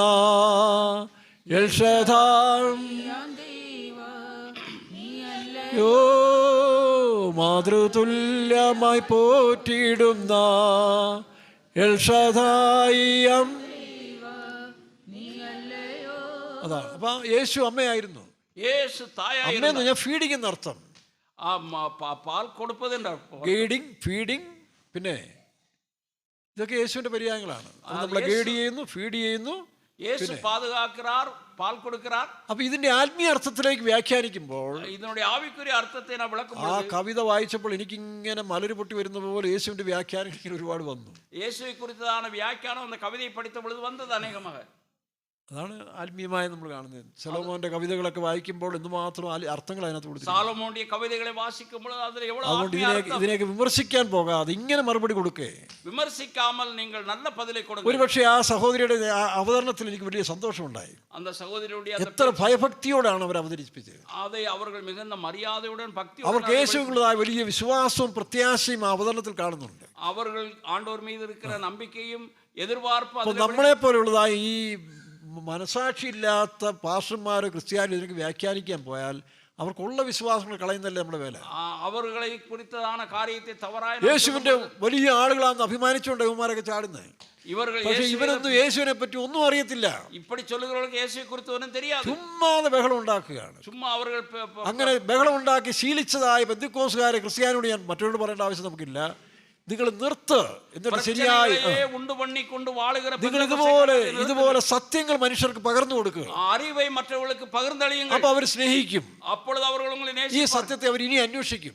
സത്യത്തെ അവർ തേടുവാர்கள். അപ്പോൾ യേശു സ്ത്രീയായിരുന്നു. യേശു സ്ത്രീയായിരുന്നാ. അതിനെന്ന് പറഞ്ഞ അതിന്റെ കാരണം സ്ത്രീയാണെന്നല്ലല്ലോ, കേൾക്കുന്നതിന് അറിയത്തില്ലയോ? സ്ത്രീയെ പോലെ 10,000 പോഷിപ്പിച്ചു. ഒരു തായെ പോലെ അവർ 10,000. ഒരു വീട്ടിൽ ഒരു അപ്പൻ മക്കളെ അടിക്കുന്ന സമയത്തും ഒരു വീട്ടിലെ തകപ്പനാർ പിള്ളേരെ അടിക്കും പൊழுது നല്ല ആശ്വാസ വചനങ്ങൾ കൊടുക്കുന്ന അമ്മ ആശ്വസിപ്പിച്ചുകൊണ്ടേയിരിക്കും. அப்பொழுது தாயார் அவர்களுக்கு ஆறுதல் வார்த்தைகளை சொல்வார்கள். യേശു കർത്തവനായിരുന്നു, അവന് വിചാരണ കിട്ടിയിരുന്നത് ശരിയല്ലേ? യേശുവിന് ശരിയായ വിചാരണ കൊടുത്തോ? കളസാക്ഷ്യം പറഞ്ഞല്ലേ അവനെ വിസ്തരിച്ചത്. യേശുവെ ശരിയായി വിചാരണ ചെയ്താர்கள். അങ്ങനെ ആ ഓരോ കവിതയുടെ വാക്യത്തിലും அந்த ஒவ்வொரு கவிதையுடைய வார்த்தையிலும் 1000 അർത്ഥങ്ങൾ അതിനകത്തുണ്ട്. 1000 അർത്ഥങ്ങൾ இருக்கிறது. ഇത് തിരിച്ചറിയാനുള്ള അറിവ് നമുക്കില്ലെങ്കിൽ നമ്മളെ കുറ്റം പറഞ്ഞിട്ട് കാര്യമുണ്ട്. இதை பகிர்ந்து கொள்ளக்கூடிய அறிவு நமக்கு இல்லாவிட்டால் മറ്റൊരു അറിവ്, ഇനി ഒരു അറിവ്, യേശുവിന്റെ അറിവ്. യേശു ജനിക്കുമ്പോഴും യേശു പിറക്കും പൊழுது യേശു തന്റെ അമ്മയായ മറിയ കന്യകയാണെന്നുള്ള ഒരു അറിവ് തനിക്കുണ്ടായിരുന്നു. യേശുവിന്റെ തായാകിയ മറിയാൾ കന്യക എൻகிற അതിന്റെ അർത്ഥം എന്നാ? ജോസഫ് അല്ല, പരിശുദ്ധാത്മാവിനെ ഞാൻ ഗർഭസ്ഥനായെന്നുള്ള അറിവ് യേശുവിനുണ്ടായെന്നുള്ള അറിവ് ആ കവിതയിലുണ്ട്. യേശുവുക്ക് ഞാൻ യോസഫിനാൽ പിറക്കവിல்லை പരിശുദ്ധാവിനാൽ പിറந்தேன் എன்கிற അറിവ് ഇരുന്നത്. എന്നാൽ മറിയയ്ക്കോ യേശു ദൈവമാണെന്നുള്ള അറിവുണ്ടായിരുന്നുള്ള അതിനകത്ത് എഴുതി. ഇതൊന്നും കാണാൻ കഴിയില്ല. യേശുവുക്ക് മറിയാൾക്ക് യേശു ദേവൻ എன்கிற അറിവ് ഇരുന്നത്. അതല്ലേ സത്യം? അതുതാണ് ഉണ്മ. ഇതറിയണമെങ്കിൽ ഇതേ தெரிந்து നമ്മളിലുള്ള ഈ മാനുഷികമായ പൈശാചികമായ ശക്തിയെ കളഞ്ഞതിന് ശേഷം നമുക്കുള്ള ഇരിക്കുന്നതാ മാനുഷികമായ സാത്താനിക ശക്തിയെ വിട്ട് നന്മയും പ്രസാദവും പൂർണ്ണതയുമുള്ളതായ തിരിച്ചറിവുണ്ടാകണം. നന്മയും പ്രിയവുമാണ് ദൈവസിത്തം എന്നതിന് അങ്ങനെ അറിവുള്ള മനുഷ്യര്, അപ്പടി അറിവുള്ളവர்கள், തമിഴരും മലയാളിയും ആന്ധ്രയും വടക്കേന്ത്യനും ബിജെപിയും കമ്മ്യൂണിസ്റ്റുകാരനും ഇവരെല്ലാം ഒന്നിച്ചു കൂടിയാൽ അവർക്ക് പ്രശ്നമില്ല. ഈ സ്വാർത്ഥ തൽപരയായ ദ്രവ്യാഗ്രഹികളായ ജഡമോഹികളായ ഈ പാർട്ടിക്കാരും മതക്കാരുമാണ് ഈ പ്രശ്നങ്ങളെ തങ്ങളുടെ വിരുപ്പത്തിൻപടി നടക്കുന്നവர்கள் മതത്തിൻ മീത് വെരി കൊണ്ട് ഇവരൊക്കെ ഇംഗ്ലാ വിളിക്കാനും ഇവന്റെയൊക്കെ നക്കാപ്പിച്ചു നിന്നുകൊണ്ട് സമൂഹത്തെ വഷളാക്കുന്ന പ്രിയ ജനമേ തിരിച്ചറിയുക. ഇവരൊക്കെ അറിവുള്ളവരായി തീരുക. കയ്യിലിരുന്ന് കാര്യങ്ങളെ പെറ്റുകൊണ്ട് നടക്കുന്നതാണ് ജനങ്ങളെ നിങ്ങൾ താൽക്കാലിക ലാഭത്തിനും പോക്കറ്റ് മണിക്കും തൊട്ട് നിൽക്കാൻ കിട്ടുന്നതിന് വേണ്ടി സത്യത്തെ വിൽക്കരുത്. തൽക്കാലിക ലാഭത്തിற்காக സത്യത്തെ വിൽക്കக்கூடாது. ദൈവം പറയുന്ന സത്യത്തെ വിൽക്കരുത്, വാങ്ങിക്കണം. ദേവവസനം சொல்கிறது സത്യത്തെ വിൽക്കാതെ. സദൃശവാക്യം 23 തോന്നുന്നില്ലേ? 23-23 തോന്നുന്നു. സത്യത്തെ വിൽക്കരുത്, വാങ്ങിക്കണം. സത്യത്തെ വാങ്ങ വേണ്ടും വിൽക്കக்கூடாது. 23 വായിക്കാം. നീ സത്യം വിൽക്കുകയല്ല വാങ്ങുകയത്രേ വേണ്ടത്. നീ സത്യം വിൽക്കുകയല്ല വാങ്ങുകയത്രേ ചെയ്യണം. സത്യത്തെ വിൽക്കാതെ അതെ വാങ്ങ്. ഇങ്ങനെ ഇന്ന് മുഴുവൻ പ്രസംഗിച്ചാലും ഈ വ്യാഖ്യാനങ്ങളെ തീരത്തില്ല. ഇന്ന് മുഴുവൻ പ്രസംഗിച്ചാലും വ്യാഖ്യാനം തീരാതെ. ഈ അറിവ് എനിക്ക് എവിടുന്ന് കിട്ടി? ഞാൻ കുട്ടനാട്ടിൽ നിന്ന് ഒരു സാധാരണ കുടുംബത്തിൽ നിന്ന് ഇറങ്ങി വരുമ്പോൾ, ഞാൻ കുട്ടനാട്ടിലെ ഒരു സാധാരണ കുടുംബത്തിൽ നിന്ന് വരുമ്പോൾ ഇതൊന്നും ഇല്ലായിരുന്നു. ഇതൊന്നും ഇല്ല. പക്ഷേ ஆனால் ഈ സമൂഹത്തിൽ വന്ന്, இந்த സമൂഹത്തിൽ വന്ന് മദ്രാസിൽ, ചെന്നൈയിൽ ചില വർഷങ്ങൾ, ചില ആണ്ടുകൾ ഇത് വ്യാഖ്യാനം ഇത് പഠിപ്പിക്കുന്ന അനേക വിശുദ്ധന്മാരുണ്ടായി. ഇதை വിവരിத்து கற்றுக் கொடுக்கிற பரிசுத்தவான்கள் இருந்தார்கள். മാതൃകയായ പല വിശ്വാസികളെ ഞാൻ കണ്ടു. ആ മാതൃകயான വിശ്വാസികൾ இருந்தார்கள். ഞാൻ ആദ്യമായിട്ട് വന്ന് നെടുമുടി സഭയിൽ കണ്ടു. ഞാൻ முதலாவது നെടുമുടി സഭയ്ക്ക് വന്നേ. ചെറിയാച്ചായനും കറിയാച്ചായനും ഉണ്ണുണ്ണി സാറും എന്ത് വേണ്ട ഇവരുന്നൊക്കെയാണ് ആദ്യം ദൈവത്തിൽ നിന്ന് പ്രാപിക്കുന്നു, കൂടെ ഇവരുന്ന് പ്രാപിക്കുന്നു. പിന്നെ ഓരോ സഭയിൽ ചെല്ലുമ്പോഴും ഒവ്വൊരു സഭയ്ക്ക് ചെല്ലുമ്പോൾ വിശ്വാസികൾ ചില ജ്ഞാനികളുണ്ട്, വിശ്വാസികളാണ് ജ്ഞാനികൾ, വേലക്കാരിലുണ്ട്, ഊഴിയർകൾ, നാട്ടുകാരിലുണ്ട്. ഞാൻ മലബാറിലായിരിക്കുമ്പോൾ, മലബാറിലായിരിക്കുമ്പോൾ കുറെ വർഷങ്ങൾ ഉണ്ടായിരുന്നു. കൊഞ്ചം ആണ്ടുകൾ അങ്ങേരുന്നേ. അവിടെയുള്ള മുസ്ലിം, അങ്ങുള്ള ഇസ്ലാമിയர்கள், ഇമാം, ഇവരൊക്കെയായിട്ട് ഞാൻ സംസാരിക്കും. ഒരു ഇമാം എന്നോട് പറഞ്ഞ് പാസ്റ്ററുടെ ഒരു ഡ്രസ് എനിക്ക് തരണമെന്ന് പറഞ്ഞു. എന്തോ പാസ്റ്റർ ഈ ഡ്രസ് ഇട്ടുകൊണ്ട് നടക്കുമ്പോൾ എനിക്ക് പ്രത്യേക സന്തോഷമുണ്ട്. ഒരു ഇമാം சொன்னார், നിങ്ങൾ ആളെ അണിந்திருக்கிறது மிகுந்த சந்தோஷம், இதை போன்று எனக்கு கொண்டு தாருங்கள். കീറിയത് മതി എന്ന് പറഞ്ഞു. കിഴിந்தது പോതും, എനിക്ക് ഇട്ടുകൊണ്ട് നടക്കാനാണ്. ഞാൻ പോട്ടുകൊണ്ട് ചെല്ലേ. ഞാൻ തരാം, പക്ഷേ നാളെ പെന്തക്കോസ്തിലെ പാസ്റ്ററാവും എന്ന് പറഞ്ഞു. നിങ്ങൾ அதை போட்டால் பெந்தகோஸ்தே போதகராவீர்கள். അതാണ് പടച്ചോന് ഇഷ്ടമെങ്കിൽ அப்படி നടക്കട്ടെ. അത് ആണ്ടോടി വിരുപ്പമായിരുന്നു. അതാണ് പ്രിയരെ, അറിവിൽ മനുഷ്യന്റെ വേഗൃത്യങ്ങളെല്ലാം നീങ്ങും. അറിവിനാലേ മനുഷ്യർക്ക് இருக்கிறதான தவறு, അറിവില്ലാത്തതാണ് ഈ പറഞ്ഞ ജാതിയും മതവും. നിങ്ങളുടെ എന്റെ ശരീരത്തിലോടുന്ന ഇല്ലാത്തവർകളാണ് ജാതിയും മതത്തെയും പരിധിപ്പെടുത്തുന്നത്. നിങ്ങളുടെ എന്റെ ശരീരത്തോടുന്ന രക്തം ഒന്നല്ലേ? ഉങ്ങളുടെ എന്റെ ശരീരത്തോട് രക്തം ഒന്നുതാൻ. ലോകമനുഷ്യൻ പറയും 4 ഗ്രൂപ്പാന്ന് പറയും. ഉലക മനുഷ്യർ சொல்ற 4 വகை. എന്നോട് ചിലർ ചോദിക്കുമ്പോൾ ഗ്രൂപ്പ് ബ്ലഡ് ഗ്രൂപ്പ്, ഞാൻ സി ഗ്രൂപ്പാന്ന് പറയും. ഞാൻ ഇടത്തിൽ കേൾക്കുമ്പോൾ എന്നുடைய ഗ്രൂപ്പ് സി. എല്ലായിടത്തും സി ഗ്രൂപ്പ് എന്ന് പറയും. എല്ലാവർക്കും സി. ഞാൻ ഇന്നുവരെ ബ്ലഡിന്റെ ഗ്രൂപ്പ് കണ്ടിട്ടില്ല. ഞാൻ என்னுடைய ബ്ലഡ് ചെക്ക് பண்ணவில்லை. പക്ഷേ അവർ സി എന്ന് എഴുതുകയും ചെയ്യും. അവർ സി എന്ന് എഴുതുവാர்கள். സർട്ടിഫിക്കറ്റ് തരുന്നുണ്ട്. അവർ സർട്ടിഫിക്കറ്റ് തരുവാர்கள். ഒരു ഉദ്യോഗസ്ഥൻ ചോദിച്ചു, ഇതെന്താ സി? ஒருவர் கேட்டார், என்ன இது சி? ഞാൻ പറഞ്ഞു ക്രൈസ്റ്റ് ഗ്രൂപ്പ്. கிறிஸ்து குரூப். കറക്റ്റ്.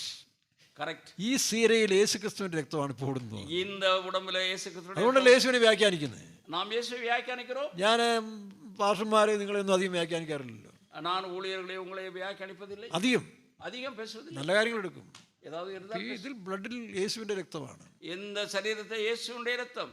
അവന്റെ രക്തം ജീവനും ചൈതന്യമുള്ളതാണ്. அவருடைய ரத்தம் ஜீவனும் வல்லமையும் உள்ளது. ജീവിപ്പിക്കുന്നതാണ്. அது உயிர்ப்பிக்கிறது.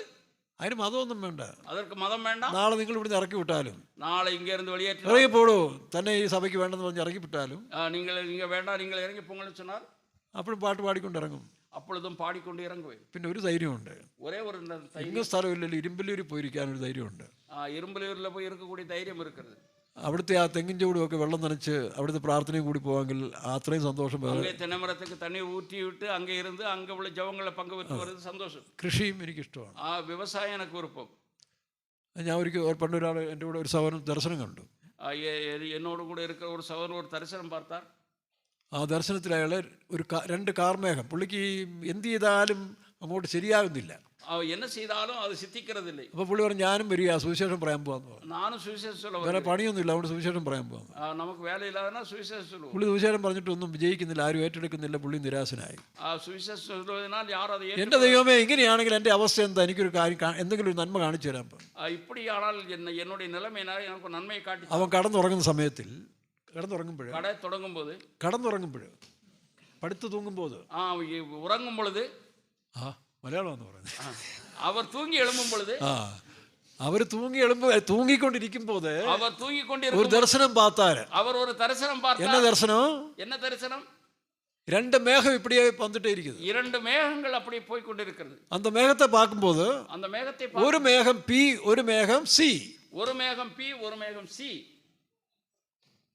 அப்போ இந்த ஆள் உடனே வியாக்கியானம் கொடுத்தாங்க. உடனே ஒரு வியாக்கியானித்தார். മലയാളം പറയാൻ ഇഷ്ടമില്ല, മലയാളം പറഞ്ഞു ഞാൻ തമിഴ് പറയാം.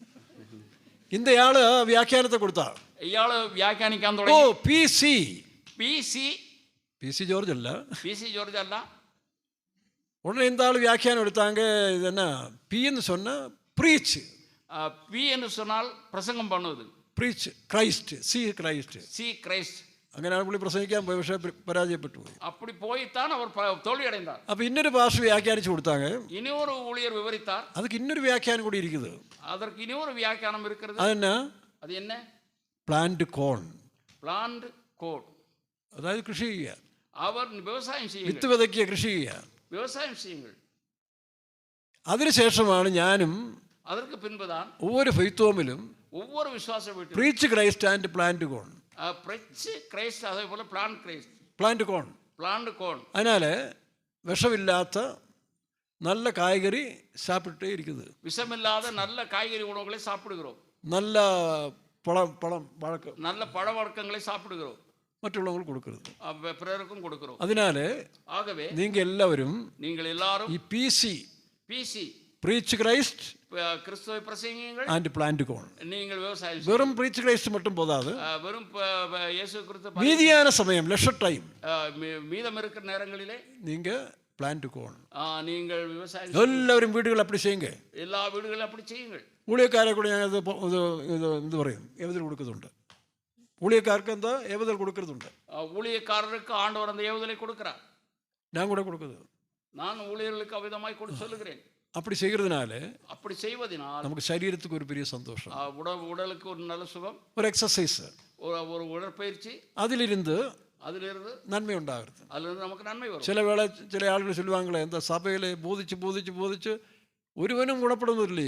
இந்த சபையில போதித்து ஒருவனும் குணமாகவில்லை. இந்த குமளியை குறித்து அப்படி சொல்ல முடியாது. குமளியை குறித்து அப்படி சொல்ல முடியாது. சிலர் பேசுறதுண்டு, சிலர் பேசுகிறார்கள். ஆனால் என்னுடைய ஒரு கருத்து, என்னுடைய கருத்து, எங்க குட்டநாட்டில் ஒரு பெரிய தாத்தா பேசின ஒரு காரியம் எனக்கு ஞாபகம். കുട്ടനാട്ടിലെ ഒരു വയതാന താത്ത சொன்ன കാര്യം. നിങ്ങൾ തമിഴാണോ? ഞാൻ മലയാളം പറയാം. അപ്പോൾ കുട്ടനാട്ടിലെ ഒരു വയസ്സായ അപ്പച്ചൻ പറഞ്ഞൊരു കാര്യമുണ്ട്. ഒരു വയസ്സാന താത്ത சொன்ன കാര്യം, ഈ പിള്ളേരൊന്നും ശരിയല്ല, ഈ പിള്ളേകൾ ശരിയില്ലേ. അപ്പോൾ പുള്ളി വിചാരിച്ചൊരു 10 വാഴ അങ്ങ് വെക്കാന്ന് വെച്ചു. ഒരു 10 വാഴയെ നടുവും. 10 വാഴയിലും നല്ല കൊലയുണ്ടായി. 10 വാഴയിലും നല്ല കൊലകൾ கிடைத்தது. അപ്പോൾ പുള്ളി ഒരു കാര്യം പഠിച്ചു. அப்பொழுது அவர் ஒன்றை கற்றுக்கொண்டார். എന്താ? என்ன கற்றுக்கொண்டார்? ഇതൊരു നല്ല പണി.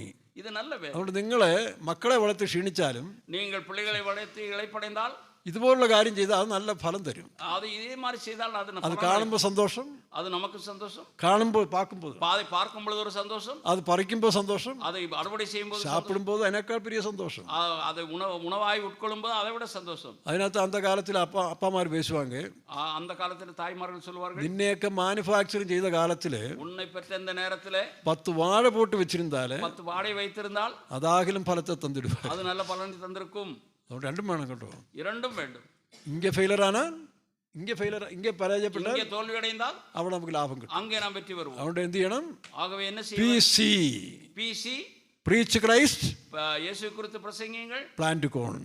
விவசாயம் செய்யுங்கள். പൗലോസപ്പോസ്തലൻ பவுல் என்ன சொன்னார்? തന്റെ കൈകളിനാലെ വേല ചെയ്തു. என்னுடைய கைகள், என் சொந்த கைகளால் வேலை செய்தேன். നമുക്കും വേല ചെയ്യണം. நாமும் வேலை செய்வோம். അതൊരു എക്സസൈസ് ആണ്. அது ஒரு உடற்பயிற்சி. അതും മനസ്സിന് സന്തോഷം വരും. அது മനസ്സിற்கு സന്തോഷം. ചുമ്മാ പ്രസംഗം എന്ന് പറഞ്ഞ് നടന്നാലും മനസ്സ് കെട്ടുപോകും.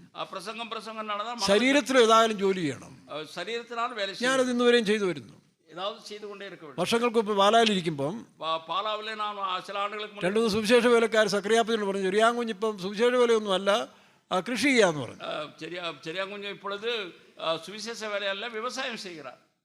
പാസ്റ്ററിനോട് ചോദിച്ചു, എന്നെ ചെറിയാങ്കുഞ്ഞ് ഇങ്ങനെ കേട്ടല്ലോ, എന്നെ ഇപ്പടി കേൾവിപ്പെടുகிறோம். ഞാൻ ഒരു 3-4 മണിക്കൂർ എക്സസ് സുവിശേഷം പറഞ്ഞും പ്രാർത്ഥിച്ചു എല്ലാം കഴിഞ്ഞാൽ ഒരു 3-4 മണിക്കൂർ അധികമുണ്ട്.